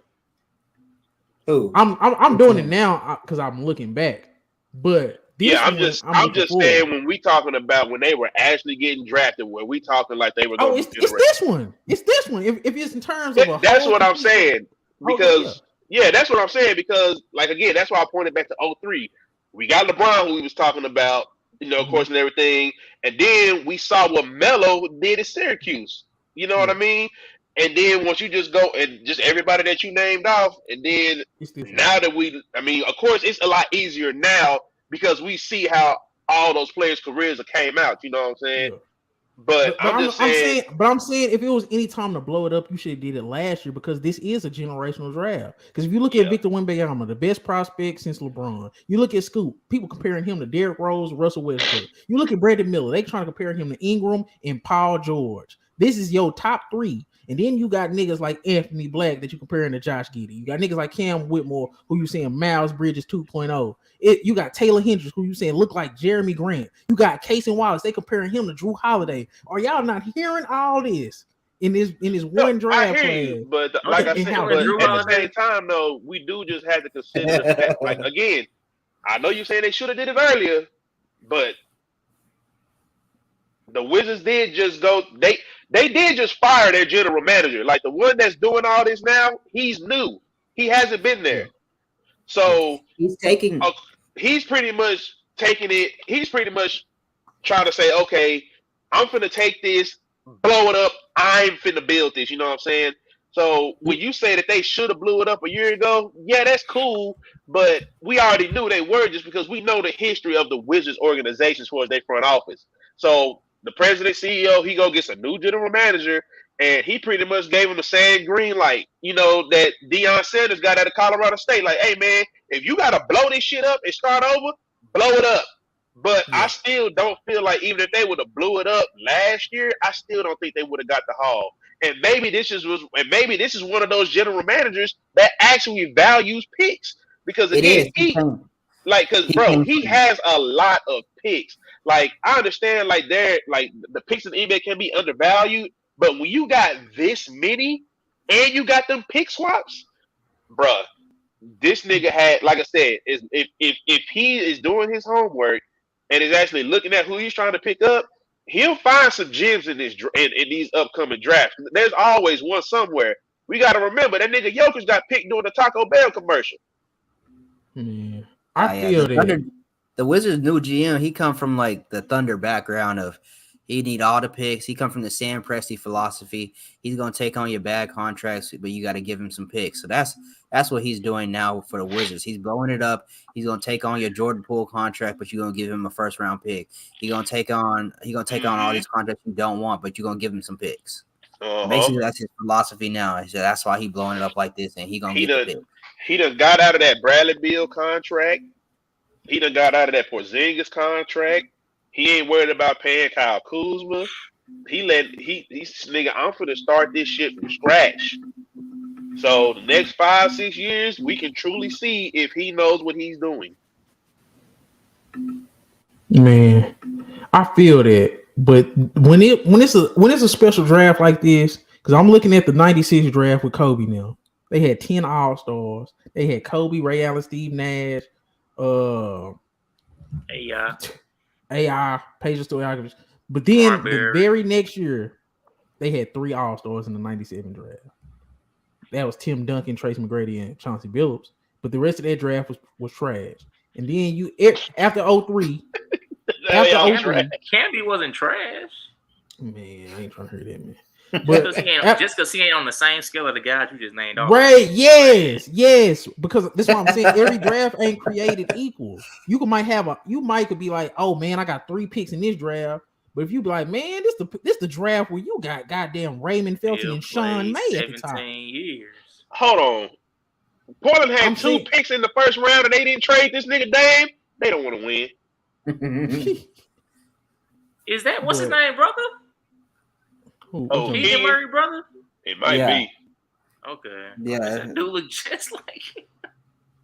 Because what happened, Chris? Because I feel like what happened if this draft, like the 2000 draft, where you got Kenyon Martin, Jamal McGlure, and Michael Wait, chill out, bro. but you see what I'm saying? Like every draft ain't created equal, man. You can have the number 1 pick in the worst draft, and he really like a 15th pick, man. That's up to you as a GM to know the talent, and you take advantage of the dumb GMs in the league. You trade that number 1 pick for a proven player. Then, okay, you right, but shit, hey, like I said, it could be a great draft class in 2026. Man. Like I said, with these picks, man, again, you got a lot of leverage to do a lot of different things. It don't necessarily mean you got to draft somebody next year. Like Chris just said, you can take them picks, move some shit around, make some shit shake, man. But I'm saying with the talent that's going to come in these next couple of classes, it's going to be a long rebuild, man. You could have been real fast in this. You don't think somebody can get better or improve their stock? You don't think Modest is that guy? Like I said, because when you look at it, so this is my thing. So this is I understand they ain't a rebuilding period, but let's just look at it like this, right? Who we looking at the best teams in the East right now? Because that's pretty much their competition is the East. Who we looking at as the best 3 teams? Oh, damn, I gotta go. What happened? No, I was like, so I'm gonna just make this real quick. So I'm just like, when we looking at the top 3 teams right now in the East, now of course that the Wizards going to have to go against. Who we considering the top teams right now? Philly, Boston, Milwaukee. Man. We already see they trying to blow up Boston. You know, we still don't know if they're gonna keep Jaylen Brown or not. But when I just look at it, I'm like, okay, if I'm looking at it takes me 3 to 4 years to build up this team, the whole landscape of the East is gonna be completely different by then. Because you got to factor in because this is another thing you got to factor in too. You finna have in 3 or 4 years, Paolo finna be in year 5. Him and Franz Wagner gonna be year 5, year 6. I know. Tyrese Halliburton, the position of power is going. I feel like it's like the landscape of the East is gonna change, and like if they play their cards right, the Wizards will be right up there with them, man. No, because like I said, eventually it took how long did it take the Bucks? That's what I'm saying. Say, man, that's a long time. But I'm saying if it takes them 4 to 5 years, they have the pieces. Like I said, it's all going to come down to that front office. All these other teams that was building to get to this point did not have the assets that they had. Is all I'm just trying to say. When you have as many assets that this team has, when you talking about pick swaps, and how they just got off, bro, they probably. I'm gonna go do my research tonight and just look and see how many, how these teams is leading in picks. Like I said, if they do the same shit that well, not the same shit, don't do the same shit Utah did. But if they be smart with this shit, bro, that's all I'm saying. If they smart with this shit, they could be right up there with these niggas in the next 3 to 4 years. That's all I'm saying. It's all gonna come down to front office moves because you can have all the assets you want, but at the end of the day, it just comes down to what you do with them. Because you got the assets, you got the leverage. You can go about this shit 1,000 different ways. But shit, all the picks they just got for Bradley Beal, then they shipped Chris Paul ass and got a couple more, and then they got some pick swaps. Nigga, if I'm a Washington fan, I'm sleeping very good tonight. I don't give a damn who they pick. I'm sleeping good as hell. I know the future can possibly be bright as long as my front office makes the right decision. So we just got to see how this new GM gonna play out.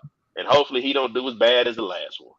I just feel like he's not going to have the resources going forward that he would have had these past couple years, because it's been solid drafts for like the past 3 or 4 years. It's gonna be a drought, and I'm just saying I feel like that drought is coming, and it's just like it was just bad timing for the Wizards, man. That's just what I'm saying right now. It might change when we come up on next year, but this shit looking bleak for the next 3 years, man. Until Cooper Flag and Cameron Boozer come in 2026, I don't see nobody I really love, man. Yeah. So that's the only reason, because like I'm looking at the sophomores in high school right now. And it's like the juniors and seniors, I'm not impressed. Like the Bronny class, Bronny wouldn't have been ranked that high in these other classes, man. His class is just bad. Like Montes, go look at Montes Buzelis. I'm gonna send you to you. They got him going number 1 in 2024. That's how bad that class gonna be. He's not bad. Stop it. He can shoot. He's a shooter. That's terrible, man. He ain't terrible, but it's a number 1 pick. I didn't say he was a number 1 pick, but he's good. He's good. But man, I gotta go, y'all. Man, it's been fun. 3 hours, 15 minutes. I don't know what I'm gonna do with this. Only thing I want you to do is just clip Lil Chris and that goddamn who I can't even Reggie Bull. I gotta find it. Oh my goodness, that was nasty, bro. That's all I want. Hey, I don't need the family was watching and shit. Bro. I was like, oh man, this dude. I don't need no timestamps. Nigga, you ain't even got to put a title on this motherfucker. Just go find that clip, cause this nigga Chris. That was wild. Like that killed your whole point. Just caption it. Podcast finds the first Reggie Bullock fan. But all right, I'm finna go look for it. All right, man. All right, man.